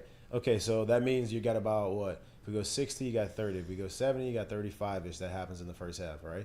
If we script the first 10 to 15, right? See how these are run. You do realize that game starts. You play game on Saturday. Game's over. Sunday, you get the tape about the next team. Now you also got to go through tape from wherever else you're trying to grab tape and see what they do. Well, they're also preparing for you as well, right? So we script what we have off of what we've seen. That don't mean they're going to come out and show that. That don't mean they're going to show it the same way. That don't mean they're going to play it the same way. So we've run the first this script, right? And you might, veer off of it a little bit if you pop one big and this and that, whatever. You stay on this script, right? We're 10, 15 plays into it. All right, let's change a little bit. That didn't work. Next thing you know, it's halftime. All right, well, this is what they're doing. Yep. This is how they've done it. This is how we're going to change it, because now we actually get all of you in here where we can show all of you what's going on, not just the quarterback on the phone for maybe 3 minutes. Offensive line, one area. Yeah. So like that's how it happens at halftime usually, and why things look so different. Which is how Alabama beats our breaks off every year. Right. And every year really. After halftime, like you can have a tight game in the first half. Usually it is, and then they come out in the second half. Minus last year. Last year we played very well. But they came up with they kind of go to the same. We did something they've never seen before. We had no tape on this. It takes an inordinate amount of cohesiveness on an offensive and that's what side. LSU doesn't have. I mean, it's hard to do. Yeah. You know what I mean? It's hard. It's hard to come out and just be guns blazing like that when you don't know what they're doing. When they're showing you something a little different, and now you have to slide adjust and do things differently a little bit. It takes a lot of communication, and sometimes that usually takes a little bit of time.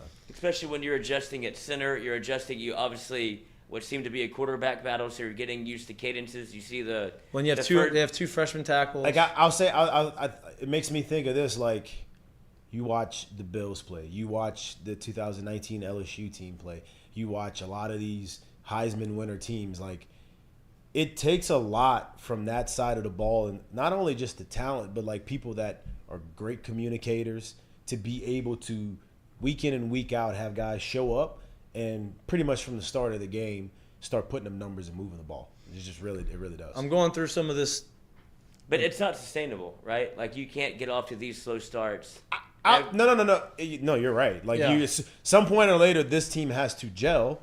Because you're going to keep being behind like the 8 ball like that is going to be tough. And the better the teams are, the bigger the 8 ball. Like you're too far behind. You're not going to be able to come back all the time, right? So yeah, of course. Because they had so many quick changes on, like you talked about the Jaden Daniels fumble. And that's why like when we've talked about, that's why we felt so good about it, because you're 3 games into this thing with brand new coaching staff, with the most transfers ever in football to come here, all these young kids, and you see the first half be slow, and then you see them figure things out. You see them play an inferior team, and you see them beat the shit out of them. Then you see them play another team that's on their level. First half be slow, and you see them figure it out. You're like, well, all right, well, they're getting coached up, obviously. Yeah. So it makes you feel good. Yeah, exactly. It's that it doesn't look the same. It looks totally different. Well, and you have this guy, right? I'm going through the presser. I'm looking at some of Brian Kelly's quotes. You have this guy running the show, right? And we talked about how he likes to talk about the message that he probably gave his team behind the scenes to us, right? He's going to say whatever he says to us, everybody's heard it. The guys have heard it behind the scenes already, right? And this one in particular resonated. I like it because it's some of the same things that we talked about. Like, hey, with a good team, a well-coached team, you go and take care of business. He said, our expectations and our standards are that we have a great week of preparation regardless of who our competition is. Whether it's an SEC competition or not. We need to be consistent in what we're doing, and that will be the challenge this week. The maturity will be on display in terms of how mature we are as a football team and can we handle success. We had some success this weekend. How do we handle that? To me, that message should resonate with, the fans, because how many times have we seen the LSU go out there in years past, have a great week, then play against a bad team and come out flat, right? And it goes to show you how much he, like, mentally is keeping these guys involved, right? It's not about, hey, we're rah-rah, we did this. No. Like, on to the next one. This is how we expect to do it. Like, this team is not as good as us. They're inferior competition. We should win this game. But that doesn't mean that they can't come up and beat us, or we have our backs against the wall. People don't think we're good anyway. Like, we've had some success. We've won 2 games in a row. Go out there and take care of business. Show the things that we've been practicing on in practice, and show that on the field so that when we do play Auburn, we do play Tennessee, we do play Arkansas, we're ready. And I think that shows you kind of where he's at and how he's talking to the team. And speaking of, like, preparation-wise, when you are a 30-point favorite at home against a New Mexico team, like, when you talk about preparation, I think this week for them is the biggest week when you get to see what shows up on the field on Saturday, because Southern comes in, right, and you all know you could beat them. But how you kind of know some of these guys. You probably played high school ball against some of these guys. You probably talk to and see some of these guys. Probably go out with them after you probably go out with them or been out in places with them, right? There's some familiarity there that kind of keeps you invested during the week. When you bring a New Mexico team in who they know they're better than, who they don't know at all, it'd be easy for you to really gaze away when we're talking about cover 2 during the week, and this is what they do. To be able to keep them engaged and ready in this game plan will show when they come out on the field. Well, here's the other thing. I think we talked about there not being much of a test. Athletically, I don't think so, right? But you look at New Mexico's. They're not bad. They're 2-1. They lost to Boise State, but you look at their defense. They rank 11th nationally in rushing defense, 15th in total defense, and I guess 15th in total defense and 20th in passing defense. Well, he said 15th in total and 20th in total. So you can't have two rankings on total Somebody's defenses. lying. So it's a little typo, but not on you, on the person who wrote it. But my point is their defense. Yeah, I just plagiarized it. You did. You just copy and pasted it. Yeah. Sure. I wasn't gonna tell you. Yeah. But the Not my defense fault. is good. LSU hasn't been able to get their running game outside of Jaden Daniels going. So I think it will be a test in the sense of, hey, they've had some success. New Mexico has had some success defensively, and I think that if you want to be challenged at all, you want to be challenged on that side of the ball because you want to see if the offense has made the adjustments and they've done the things that you've been working on. I just want to see the scheme. I want to see the different type of scheme. And just to put a little bit of this Or not conversation scheme, in more play perspective. calling, I Yeah, guess. no. I think it's more what y'all hit on earlier is player readiness and what has Brian Kelly done well? Like, what's the knock on him? He doesn't win the big game. Sure, you can say that because he was probably outmanned and like didn't have the talent to really be able to play against those kind of guys. But what did he do well? He won the games he was supposed to win. Yeah. And you can tell in these pressers, like, I've never been more impressed with the coach because I wasn't old enough when Nick Saban was at the podium for LSU to be able to actually hear and understand what he was trying to, like, the message he was conveying. Right. With Brian Kelly, he's able to break down what he's seeing, why he's doing it, and this is one of those tests for him where it's like, look, we're playing a New Mexico State team that we all know we're better than. But he doesn't say that at the podium. He's saying No. He ain't saying this that to is- them either. No, Right. exactly. Yeah. He's Right. saying we're not using this as a get right, like as an excuse game. We're using this as a get right game, like all the like the Jack Besh stuff. He's able to take these moments and use them as a teaching moment for the team, and that for me, as somebody that looks at LSU and what has happened at previous pressers that I've had to listen to and cut up for God knows how long, this is actually refreshing and I actually want to listen to it. Right. Well, and that's you're saying that. I'm reading through some of these quotes. I'm trying to listen to you. I'm listening to you, but I'm trying to hammer home your point. And we talked about coaches. We talked about the way he communicates. We talked about taking account, like holding himself accountable, holding the players accountable. Part of what we talked about, hey, you want to see Jaden Daniels do the things that we've seen him do late in the games, and that's he made sure to talk about that. We have to do a better job as coaches of working together and putting him in a position that allows him to succeed early on, right? Now, obviously, that wasn't word for word what his quote was, but that's it. Summarized is basically what he says. Listen, this guy's talented. He hasn't been perfect, but us as coaches have to do a good job of getting together, being on the same page, and putting this kid in a position to where we can get creative and put him in a position to succeed. And that's, to me, is a very encouraging answer because, hey, you know what? The more times you give him some nice and easy throws and some easier reads, like especially early on before they get to the big dogs in the schedule, the more comfortable and confident he's going to be in making throws. And the other throws that we want to see him make, I think will start to come slowly but surely after you get him comfortable. And I'll say this too. I think when you have a kid like Jaden, or pretty much anyone, really this whole roster, right? Like it's one thing to go through an entire camp, an entire spring, and be like, oh, this is what he's good at and what he's not good at. It's another thing when there's 100,000 in and there's people actually Right. trying to hit you Right. to find out what you're good at and what you're not good at. And guess what? They had no real familiarity with that before with him. So this is all a learning process together, It's going to be, I wish I was going to be there. I don't like missing home games. I got a wedding. I told you that at the beginning of the show. During the Heineken headlines, I was saying, hey, I have a game. I'm going to have a wedding in North Louisiana on Saturday. I'm going to have to miss the game. It's tough. Tough place to be. But you're going to be there. I'm sorry. You're going to be there. Are you going to be there? Such a good time. We did have a good time. It was good. Keep those Yeah, memories. I'll be there. Yeah. Those are going in the back pocket forever. I'll have Alzheimer's and remember that. Another guy that they made sure to like. First time I've been nervous in a long time. I Another don't know if we should be on this thing. another guy. I that tried they- to duck it. It didn't work. It was fun. I feel like somebody saw us. We listen. Maybe, hey, that's That When car you act like- that car hits me, it's on them. Hey, when you act like you know what you're doing, nobody says a word to you. That's it. Hey, Marwan proved it to us when he walked on the field. Is that his name? Yeah. Marwan? Okay. His dad is a teacher Yeah, for the I know. school. I know. We know that. I didn't know his name was Marwan, though. Yeah. All right. It's Appreciate it. Marwin now. They say he walked right through the clubhouse. I mean, the locker room. He went right through the locker room and then got on the field. Do they have cops right there? How crazy is that? All right, I'm starting to take more chances. How crazy is that? I've done that before. I did. Yeah, that's what makes me nervous. I thought I was out the game. I'm back in. I did whenever LSU was kind of bad, and we were kind of storming the field for games you shouldn't be. And I was never a big proponent of that, but I would go on the field after. And all you did was wear the LSU polo, tuck it in. I went straight through the locker room, through the Jeff Boss, high-five fans. My buddy was signing autographs for people. They had no idea. They walked through. You're supposed to be there. You're going to get through. No doubt. Did you have a belt on or you just tuck it in? Oh, always a belt. If I forget a belt, bad day. Sad day. Really?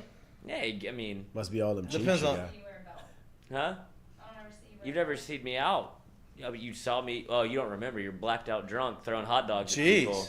She was. Jeez. Did you not hear her Goodness. story? You're outing her in front of everybody. She's already told the story. I was with both of y'all at the same time. Yeah, but we didn't see you after the game. I didn't. I threw That- a dog at David Speak. I heard that. I heard that. I was wearing a belt. It was a very emotional game. She was a Mississippi State fan. It was very You emotional. threw a glizzy at somebody? A glizzy. He tried to make me eat a hot dog, and I didn't want to. He was being nice. He was trying to absorb some of the alcohol. Yeah, yeah. It's like the high school trick. Whenever you're too drunk, you're like, I'm just gonna eat a bunch of bread. Like that's not gonna work. You're already cooked. I Um, put so much mustard on it.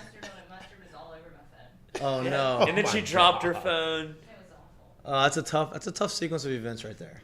It's tough, but That's we got through lost. it. That's Look, taking she's an still, L. She's still here. We got through Yeah. it. We still have a Mississippi State Cowboy No, on here. she broke Uh-huh. up. She broke up. Okay. And she said they're taking a break. On a break. That's okay. I was on a break. Yep. See how I did not cheat on you. I was on a break. You agreed to it. We are not together right now. Well, I didn't know you were gonna do that. You're going to the New Mexico State game. Last thing. I want to put a bow on the LSU football talk for right now. For we have another 30 minutes. The one guy that everybody's worried about was worried about what's going to happen to the interior defensive line after Mason's goes down. After he tears his ACL. Mason Smith goes down, tears his ACL, goes through the surgery. What's going to happen? Because he's obviously a first-round talent. He's obviously going to be, a difference maker on this defense. I'm going to get his name right. Jacobian Guillory has been A-Town stand up. that's your boy. But they have filled in very nicely to replace the production. It's not going to come from one guy. It's going to be a rotation of guys. But I feel like everybody has done their part and gotten better. And that's how you build extremely deep and talented defenses. These guys have to realize, hey, when it's my turn to get called on, I may be pissed off I'm not starting. But when it's my turn, because it's football, it's inevitably going to be my turn at some point. I need to go and make the most of it. And these guys have done that. And he's been, one of the guys that has been pointed out and has been making a difference, which I think is a huge thing going forward, especially with the way our defense has been playing. I would point the finger. I love Jacobian Guillory. I think he's going to get better, but Mikie Wingo has been an No, he's been awesome. all-star. He's been awesome. I think that You really haven't with Mikie Wingo playing the way Right. he is. If you had Mason Smith, no that doubt. defensive front would be Absolutely. And it's still really terrifying. good, right? But it wouldn't be anytime you lose a Gary Bertier. Anytime you lose a Mason Smith, it's going to be tough, right? Like it's going to be hard will to not miss a replace. tackle. You can't replace him, right? run him out. You wrote him out. But having Could win the Olympics though. he did. I will stick my John Brown foot in your High hind parts. parts. And then You will run him out. What a great Perfection. movie. What a great movie that is. Oh my god. But Mikie Wingo and Jacobian Guillory, they both have done a very good job to fill in the role that. What do you Mason mean, Smith- you people? Can we get Denzel on? Can we get him in here? We should get him on the show. You mean Herman Boone? Harem too. Hayden Panettiere, we should get her on the show. Talk about. Oh, first crush of all time. Oh, yeah. I guess you were on the same age, right? Yeah. Yeah. I mean, she was watching film on the refrigerator coach. Hey, you were watching at 12 too. Apparently. we- I was about to say, Same wait a thing. second. Were you a little older than her? That's Yeah. a little weird. No, I think they're the same age. They're the I same know, I was age. like- Yeah. Oh, hold on. I know, he said crush, I'm like, wait a crush minute. on a 12-year-old. Yeah, that was It's good. like, wait, I hold respect on. that. That's what I'm straight. But But love is love. If you like who you like. That's right. That is right. I just got my nails done. Where's game? Game day's in Tennessee, right? Yeah. Tennessee, Florida this weekend. Yeah. Tennessee, Florida. 11 coach. and 20 or 11, 20 something? What? A morning game? No. I'm talking about the rank. Oh, I'm talking about the spread. No. you can pull the spreads up. I'm gonna pull the schedule up. I'm just gonna go to SEC. That's all I'm gonna do. There's too many games in college. It's so hard to find the game that you're looking for. No, you just gotta be better at it. So Florida's at Tennessee. They play 2:30 on CBS. It's 20. Florida's number is ranked 20th. Tennessee is ranked 11th. You know who can't wait for this game? Me. Glenn McAfee. Gilbo. Oh, God. Because Glenn Gilbo is on the Napier train. Listen, I think Billy Napier is a great coach. I would have been happy if we hired him. I didn't know Brian Kelly was a candidate at the time. I would have been happy for Billy Napier. Billy Napier's done very well early on at Florida. He has two big wins. He has one loss. But Glenn Gilbo makes it his mission to compare each coach every game. Yeah, it's a ticker. It's like he literally goes, "Oh, Florida Napier's 2-1, but his 2-1 looks better than Brian Kelly's 2-1 because the teams play whatever."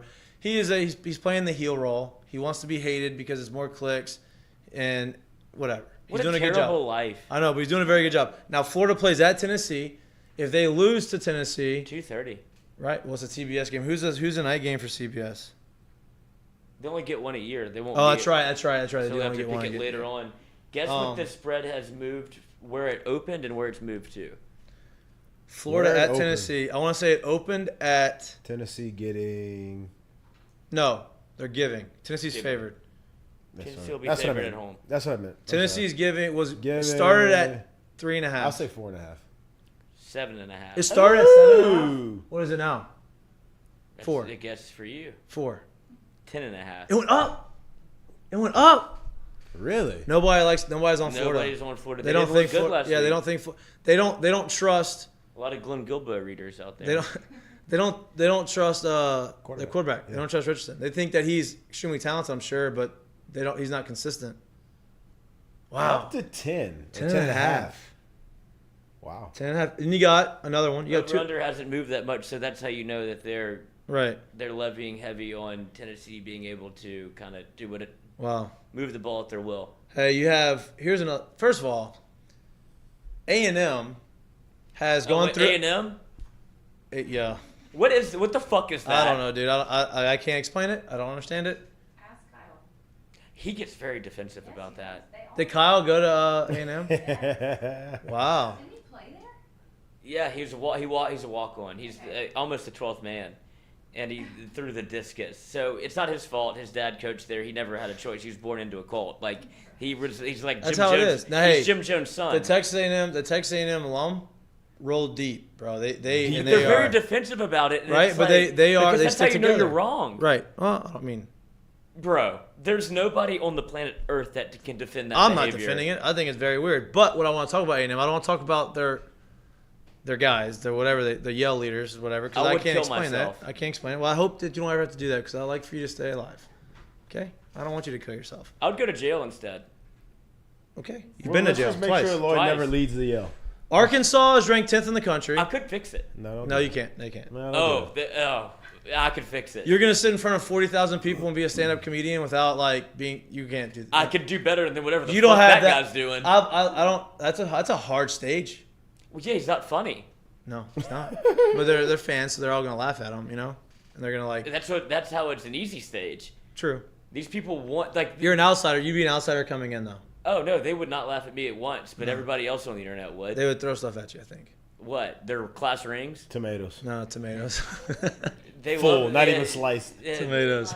But okay, back to the schedule. Pegging Back you to the with schedule. tomatoes. Back to A&M. A&M is still ranked 23rd in the country. They haven't looked super impressive. But They're playing the gauntlet of teams early on in the year, which sucks for them because they didn't really have time to. Now I say gauntlet. They lost to App State, so that was one they shouldn't have lost to. But they're playing. bad scheduling. They're playing. Who they play opening weekend? No, that was they last just week. played Miami, which they won. Lose to App State second week of the year was I don't know, just look it up. Anyway, Arkansas is playing at A&M. So Arkansas, like A&M, they're playing some guys and some teams early on, and it's putting a lot of pressure on them. That's another one. But they were favored by 6.5 at home against Miami, who was also ranked in the top 15. I don't think Miami was a little overranked, but Arkansas is coming in there. They're playing very well. They're experienced. They're physical. That's gonna be another one. That's gonna be a good game. Those are the two SEC matchups that Sam Houston are there. Vanderbilt at Alabama. Vanderbilt's been playing well. Sam Houston, they won 31-0, which isn't a very impressive win. Right. Sam Houston is in the same division as Northwestern State, so you'd hope to beat them by more than 31. Mikey, who's been playing well? Vanderbilt. Hey, Vanderbilt at Alabama. I'm not even talking about the win. I'm talking about the spread. Talking about the spread. I want to get both these numbers because it is a freshman quarterback though. Ooh. It is a freshman quarterback. And it's almost time for Alabama to turn it on. At Alabama. And what time? 6:30. Yeah. Maybe they don't show up. Like the Alabama fan base is kind of like the old LSU fan base where you're like, oh, don't have to go to that. No, they'll be there. They won't be there after half. And they may not say anything either. The spread is 40.5. I would take Vanderbilt. I really would. They're salty. Take them right now. I'll do it. The last time I did it wasn't me. Get that slip going. Let's go. Let's fill that thing. How many times has Lloyd in his life has someone said, "Hey, do it right now"? He said, "I'll do it." Oh, I'll do it right now. Every time. Yeah. How many times has he not said, "I'll do it"? Lloyd doesn't turn down a challenge. I don't think. No. Speaking of the challenge, shout out to our boy. Your boy. We got to get him on. Danny, I know you're coming on. That's your job. That's your job. I can't do it. If you hear this, you're coming on. I just want to let you know that. We've talked about this already. I challenge you. Oh. No. I don't challenge you. There's no challenge. He'll win that. Let him talk about the time Chad Jones pancaked your ass. I don't think he remembers it. Nobody saw that shit. Brandon Taylor made a point of it. Because he was young. He was young and impressionable at the time. That's he was a freshman. Yeah, Jackie. He was a freshman. Oh, shit, I didn't know we were doing this drill like that. It was so ungame-like. I'm too over this shit. It was so ungame-like. Like, nobody even does that. Like, what is that? I'm trying to go fucking play outfield, bro, and you're coming with me. No, fuck that, Lloyd. That's not what the thought was. I didn't show up there for outfield. Yeah, no. That's not what the thought was. Speaking of outfield, Judge hit his 60th. I'm making the bold prediction, the hot take, that he's going to go 61-62 in the same game. That'd be fun to watch. Wait, where's Albert? You think they'll sell out? Albert needs 3. Oh, dude. They weren't sold out last night, so I'm just saying. I know, but I think now that he's there. Yeah, let's say you think they'll he's sell gonna out get the rest sold of them out. until it happens. I mean, walk-off grand slam for Giancarlo. Do we know where they're at? Electric. Are they playing home? I don't know. I don't know the baseball schedule. I just know that he has 60, and he's got. Does this mean anything to you? Yeah, he's got 2 weeks left. You think he's natty? Huh? Like natty? Like not on steroids? No. Oh, I mean, I've never heard anybody. I mean, I guess his natural light. That's why you say it, natty. He's not on steroids. No. At all. He's a very large human. He's just a. He was touched by God and said, "Hey, you are 6'7". He's a 275 pounds with zero fat who can play center field, and that's just what I'm gonna give you. That's the abilities I'm gonna give you. Too soft to play football, but not too soft. He's not. Bro, watching him hit BP was probably the most impressive thing I've ever seen on a baseball field. He was mishitting balls. Hey, nicest guy and the nicest guy you ever meet. Oh, super nice, gentle giant. Yep. Not to baseball. I don't want to test it. How gentle he is, neither does Major League Baseball. But no, he's not on steroids. That's the question that everybody's gonna ask because he's getting to it. Nobody's gotten to this number not on steroids. Like, to me, there's zero question about him being on steroids or not on steroids. You okay? Well, I just saw the other studio flicker for a second. Sorry, my bad. Studios get You got my eye. a lot of work getting on the studio. Getting mic'd up. Getting mic'd up. A lot of work. I cannot wait.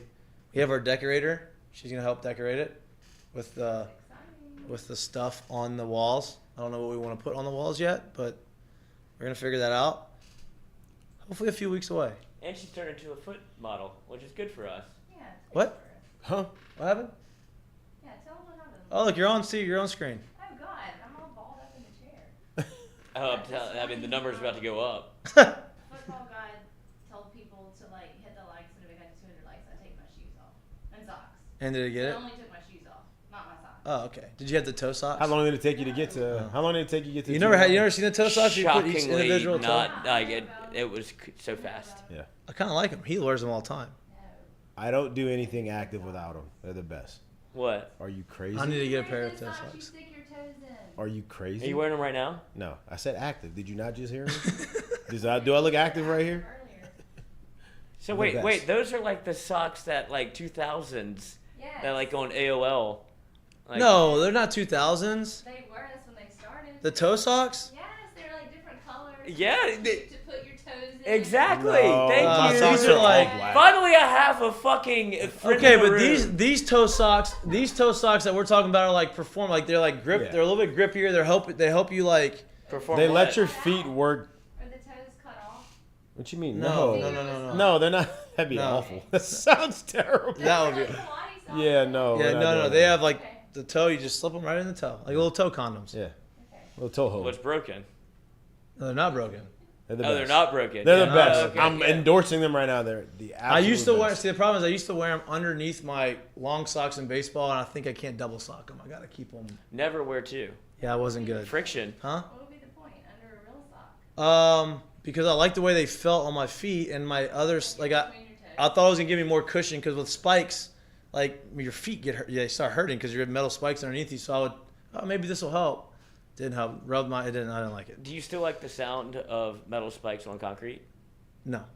Because I remember the first. I Because like it. Do you know? I like it. I like it for the first two click clacks, like the old normal click clack. But if You the think you hear us longer, coming? the longer I'm on concrete with it, the sound starts to aggravate. I don't like doing it, but I like the sound of it. Yeah. Because I remember it's one of those feelings like the first time you can lead off in baseball, you're like, oh, I feel like I'm playing Major League Baseball. The first time I got metal spikes, I was like, this is the real Yeah. deal here. Well, a lot of people in the big leagues use rubber spikes. I hated rubber spikes because I didn't like the way it felt in the because dirt. of the turf, right? No, in the dirt. Yeah, I don't like it in the dirt. Like a Slippery lot of guys will around. wear rubber spikes always Yeah. because it saves their feet a little bit. The metal spikes don't hurt. But I don't like the way I can't get a grip in the dirt. Like when I try to steal bags, I'd feel like I would slip. I couldn't Try to dig in. rob home runs. Okay, well, I had metal spikes on there, unfortunately. But in the box, I couldn't get comfortable. Some people actually would get lacrosse cleats too, like longer spikes. Oh, like rain spikes for football. Yeah. Yeah, a little bit, but like some of the lacrosse spikes had cooler designs, and so like some people would get them that way. That people didn't have like shoe deals, obviously. No big deal. Shoe deals are awesome in baseball. Adidas, shout out. They stop. They I stop. know. Well, they helped me. I work out in them every day. They Wear 'em right now. I mean, the big guys, like, I'm willing to bet they have closets and closets full of like, because you have to have you get a certain amount of credit, You have to and spend, you have it's like to having a spend it. black card. You have to spend that money. Well, you don't like, have to spend it, but it just doesn't carry It doesn't over. carry over. So you will spend it. That'll be awesome. So no every rollover. year, So their year, family's Christmases are. Hey, lit. that's exactly it. Every year, I would get to right after Christmas. I have a week from Christmas to New Year's because January 1 it would stop. And like my last year on my Adidas deal, that was the most credit I'd ever had on a shoe deal, and it was like a lot. It was like 15K of like credit throughout the course of the year. That's, how it That's why he goes. had No, size it's like- 9. It's So I a was like, lot. why do you Yeah. have these? He's like, I didn't know what to buy. No, So- like it's literally a lot. Like you'd be surprised. Yeah, and so like you get some the cash Nike deal too, I like- had was a lot. And Yeah. so like I had when You I get got size to nines? when I got to Christmas. I don't did. I got post Christmas, so everybody was kind of in Didn't the matter. house. I said, all right, I had like $5,000 left. And I was like, all right, Catherine and Christina, like my sisters, I was like, y'all have $1,000 to split. Share a birthday. Right? I know that. No, you had a day after that. Day after. Mom, you have whatever. I gave everybody their allotment. Allie, obviously, pick out whatever you want. And then with the leftover stuff, I would order like those backpacks that we have that have our logos on them. I ordered like 15, 20 of those backpacks. Ordered a bunch of shoes. Like I'll just use them as giveaways, because I didn't need any more stuff. It's crazy. That's what a lot of guys do. A lot of people will say, I left that backpack at Fred's. "Oh my god." I need that guy's number. I told you that I told you, why would you bring a backpack? Well, I didn't have anywhere to put it. Party box. I'm not gonna leave it there. Robert was mad at me. I don't know what was in it. Who's to say? You can't say. No, I mean, Is it bad? He doesn't know what's in It's it. not. He doesn't know. It's not my proudest moment. It's not. My weed pen, all my stuff, Oh, my other man. stuff, That stinks. I feel bad handle for of your stuff. vodka, They stole a that. half of. Told you not to bring it though. I didn't have anywhere to put it. I mean- Robert said I was no longer allowed at the party box. He banned me. He said, "Yeah, I big leagued him." Wow. Well, you probably deserved it. If you big league, then you probably deserved it. It's for you. It's for the boys. But you didn't have to big league them. The big leaguing was me not staying at the party box, Oh. dancing to all I do is win. We'll do Should've. that. We'll do that again. We won't do what we did last weekend again. No. That was fun though. Country music. Great show. Rebecca thought I Sure. got kidnapped. I would have too if he called me with country playing in the background. Yeah, the butt dial was a rookie move. Oh, you had a bud dial. Yeah, I called like 4 people. How does that happen? I don't know. I didn't. You even, know what the I iPhone, wasn't you even can on lock my your phone. Yeah, that's how what was I'm your saying. phone open? I wasn't even on my phone.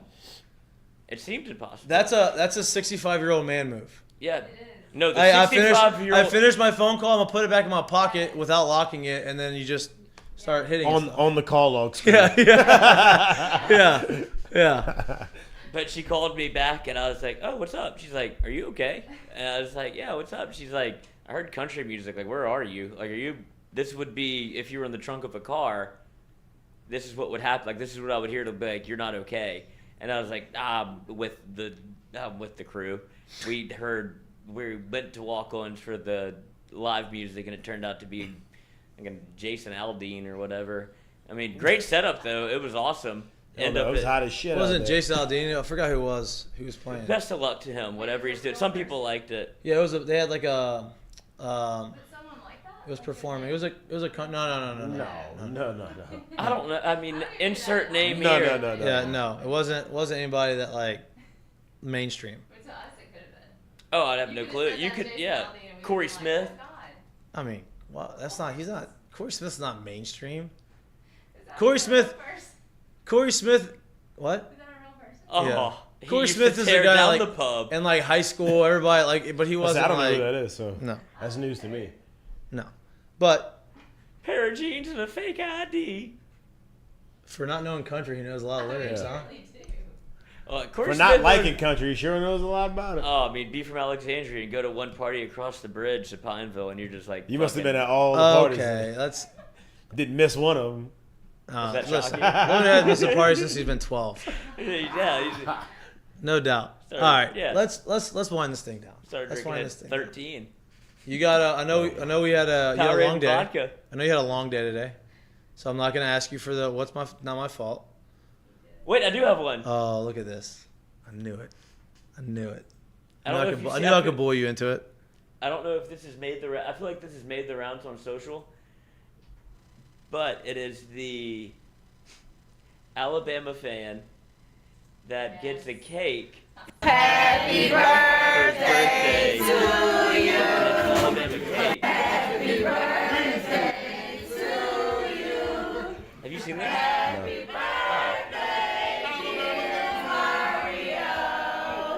He should know something's up right now. Why? Why is he holding a knife? Like that? Why should you know something's up? OJ said. Now you should know. Hurry up and cut the cake. Who in the game?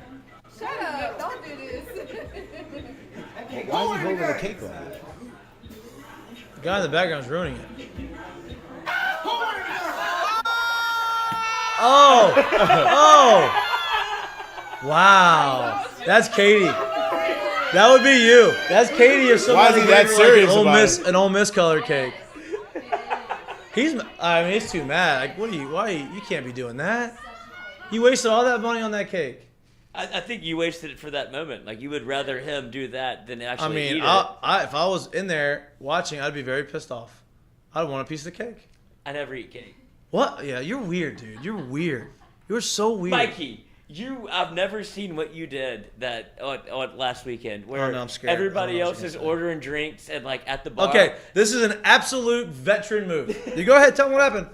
No, I didn't take no. You, And anybody that's been out with me after a football game that's going to That's what I said, walk-ons, it's my first time. anybody, they know this is the move. Go ahead, tell them what I did. So I go to First of all, Jared, thank you. Curtain call to Jared because he took care of my drinks all night, had no reason to, and he was just very nice about it. He's like, "Oh, here, I got you a couple drinks." I was like, "Hey, thank you." And I went to go get him a drink, and he's like, "No, I got him again." And I was like, "Thank you, this is awesome. Great night for me." And I was like, "This is unbelievable." And so I go to the bar at Walk-Ons, and I already had a drink. I go walk up to see, just say what's up to Mikey. This man has 4 appetizers just lined up at the bar outside of Walk-Ons. He's got boneless buffalo wings. He's got boudin bites. He's got, name Cheese it. sticks. And by himself. No.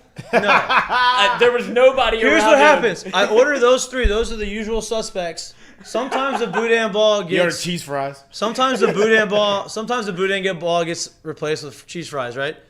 I order those because I know the minute somebody sees that, Hey, let me. hey, let me get a little bite of that. Let me get a little bite. So I have 3.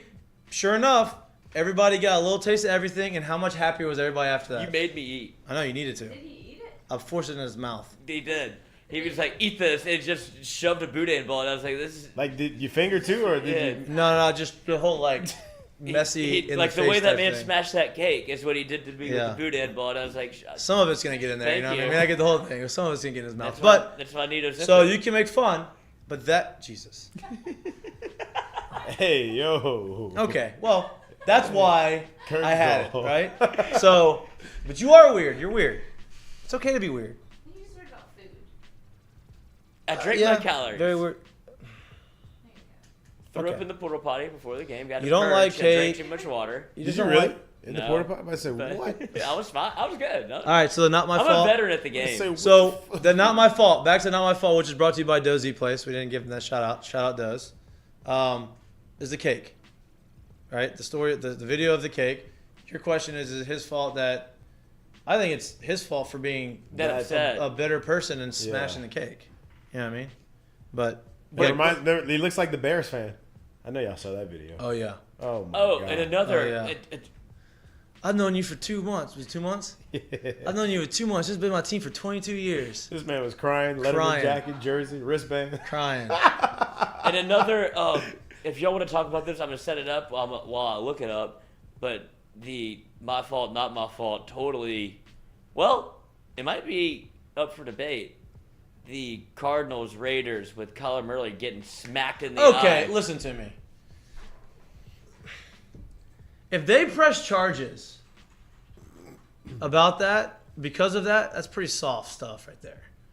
So Kyler Murray goes into the stands in Vegas after he wins the game, crazy game, whatever, or after he ties the game, I guess. And he's in the stands and he's celebrating. These guys are drinking, whatever, and so everybody's slapping him, and some guy hits him right across the face, right? And it wasn't like a punch; it was an open hand slap, and it was just whatever.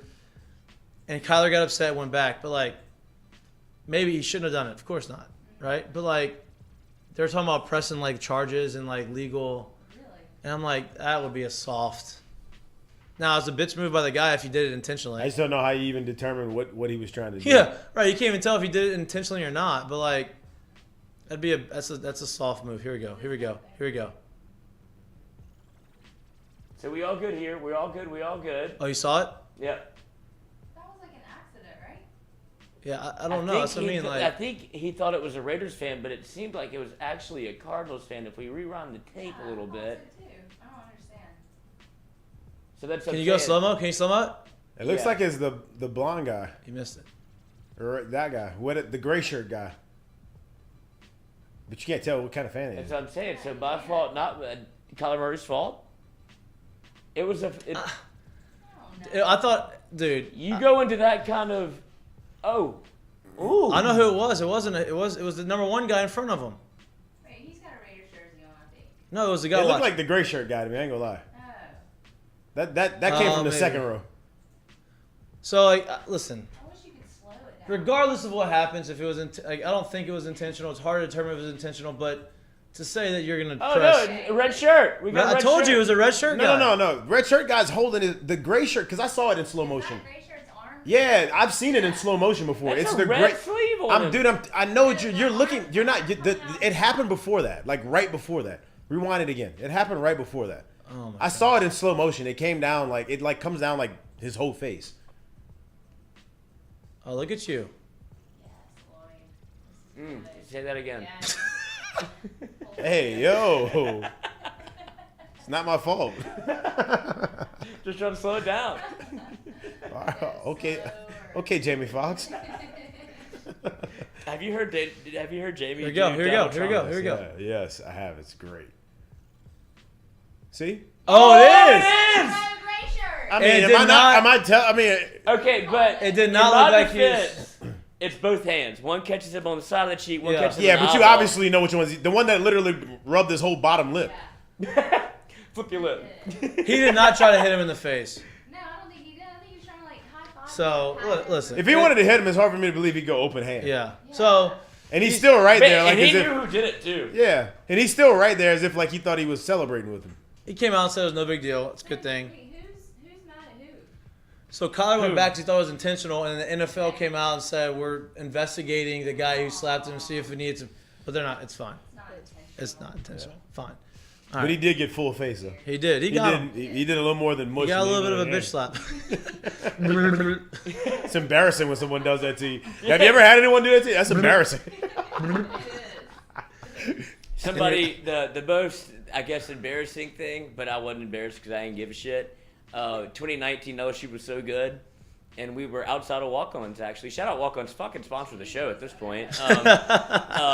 Somebody, another, I don't even know, I don't remember who we were playing or who LSU was playing. Somebody flicked a cigarette at me and hit me on the chest, and I was like, hell yeah, like, dude, what a great game. And he was obviously like an opposing fan. And he was like, what are you going to do about that? I was like, fucking nothing, dude. About to get in the Uber. Like, I'm good. And he was like, so mad that I didn't get mad. And I was like, Look at you, Lloyd, being the bigger person. well, what am I going to do in a fight? Hey, self-awareness is the greatest thing you have. I didn't have you around. I didn't have you around. Like, I didn't have so just saying, yeah, brother. I mean, you can be as mad as you want. I feel bad for your wife or your girlfriend. Like, because you're about to take Or it your out kids. on somebody. Yeah. I bet you coach your fucking junior varsity team. You have any curtain calls? Me, you. The weekend. My curtain call. Joe. Curtain call brought to you by Frankie Harris at Sure Partners. You got one of those things up there. We had to lose the other one, but we got one. Sponsors me now. My curtain call is to there's a new quarterback that's being recruited very heavily. His name is Chad Powers. Kid's nice. Right. Hey, footwork was Firm. on point, unbelievable. Ballroom day. He had, hey, listen, super confident in himself. You know, he used the third person maybe a little too much, but listen, if he's living out his dream, that's what you want to see. Speak it into existence. You want Apparently someone he's to good go with out the there and ladies, too. understand. Apparently he's good with ladies. Hey, he was throwing some dimes, had some really good footwork, Really spin it. really spun it. Do you think that some of those coaches didn't know? I don't think so. Because if you don't I don't know think so. and you see that, and you're like, oh, maybe we should give him a shot. It's like, Eli Manning's probably going to be in the Hall of Fame, not so much for his performance, but for what he did and how he won 2 Super Bowls and who he beat. In his But- name. Right. But if you're a college football coach and you have a walk-on that looks like that, and you're like, oh, maybe we should give him a shot. Like, oh, this- Coach, if you have a walk-on 6'5" quarterback showing up, like, and he knows what he's doing as a quarterback, like, you're gonna look- give him a shot. Eli looks like he can still kind He's of getting play. he's I'll getting do a it. he's getting Yeah, one when of those there's a- red jerseys or one of those other color team jerseys each week, and you running the scout team, bro. And so for those of you who We don't got a know, spot for you. Hey, for we those got of you, something for for you. those of you who don't know that didn't see it, Chad Powers is not a real person. It is Eli Manning under Eli's Places, the show ESPN has done now. It used to be Peyton's Places, now it's Eli's Places. And What Eli, a pass off by right? Peyton. Eli has done a very good job. Yeah. He's shown his personality. Well, he dressed up in a disguise for Penn State. Now, obviously, the coaches were on with him, like they understood what was going on, and he puts his disguise on, goes to walk-on tryouts, and he is throwing some dime. But he's plays the part very well. He's like, 32-year-old walk-on supposed to be. yeah, That's what that guy said. He looks 32. yeah, 32-year-old walk-on. He's really 42, and look, he looked Long good. hair. Now he's not getting hit. He's on air, so obviously you can look good. Like your skills don't like the way you can move in the pocket. Like that stuff's not going to really diminish until you're like 60, where you can't. Your hips broken and you can't move. You know, and I say 60 because you played football and your probably hips not going to last as long as normal people would last. Hips don't work the same. No, Hips don't lie. hips don't. Look at that. I'm lying to you. So Red light that's special. my current call. You have one? No, I don't. Oh, you got some of the video? Look at him. Look at Yeah, him. get that Look at video, Chad man. Powers. The nose. It's the nose. Crazy. I love how he's got. What is that? What is he wearing on the? Look at those shorts.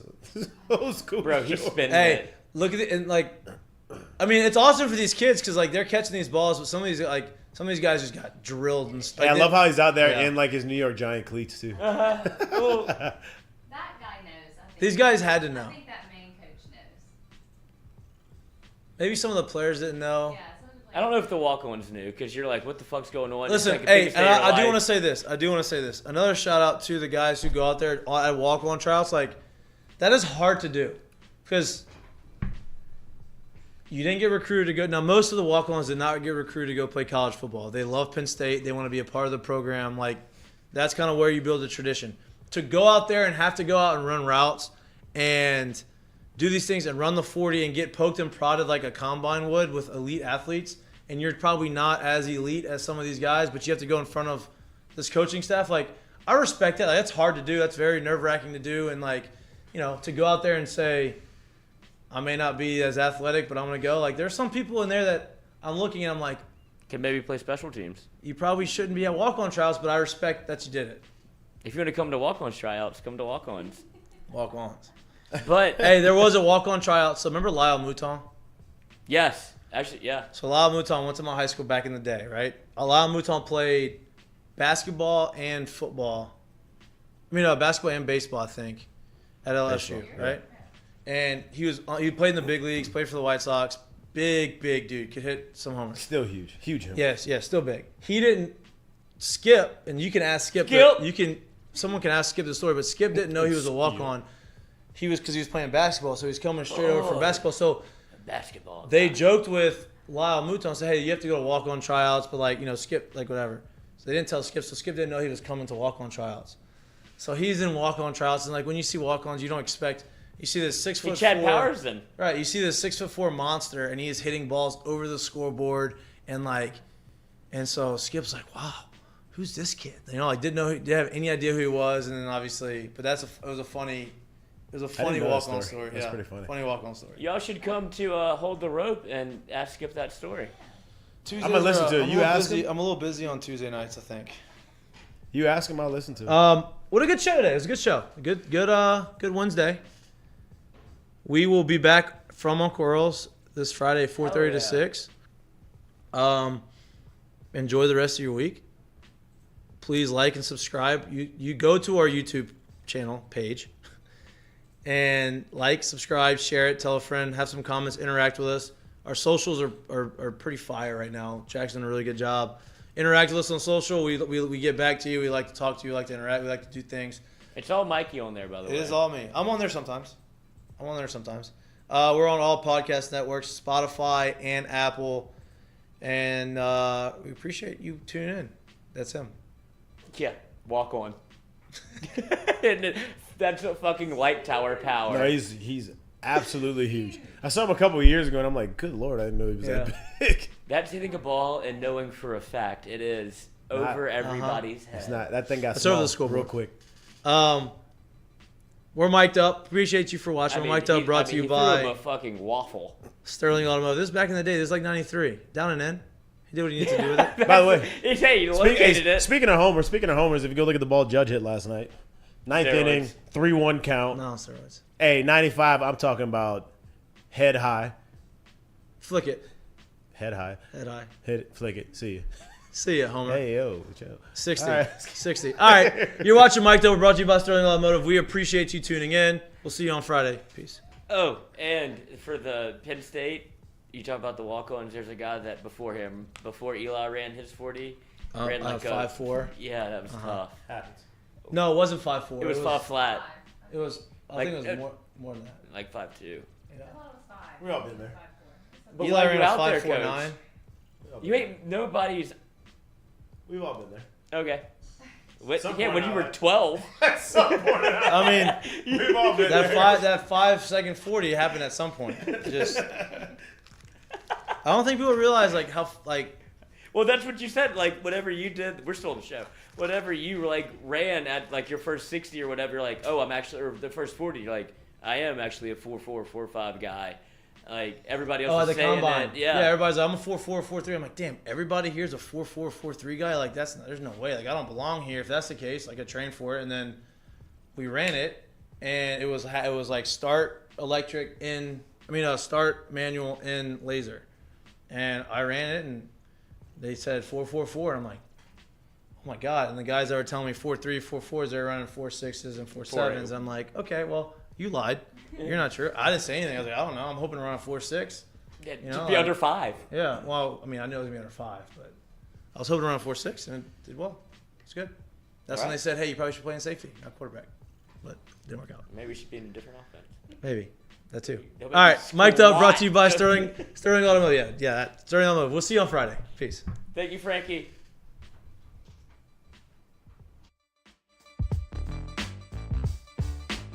Thank you, Heineken.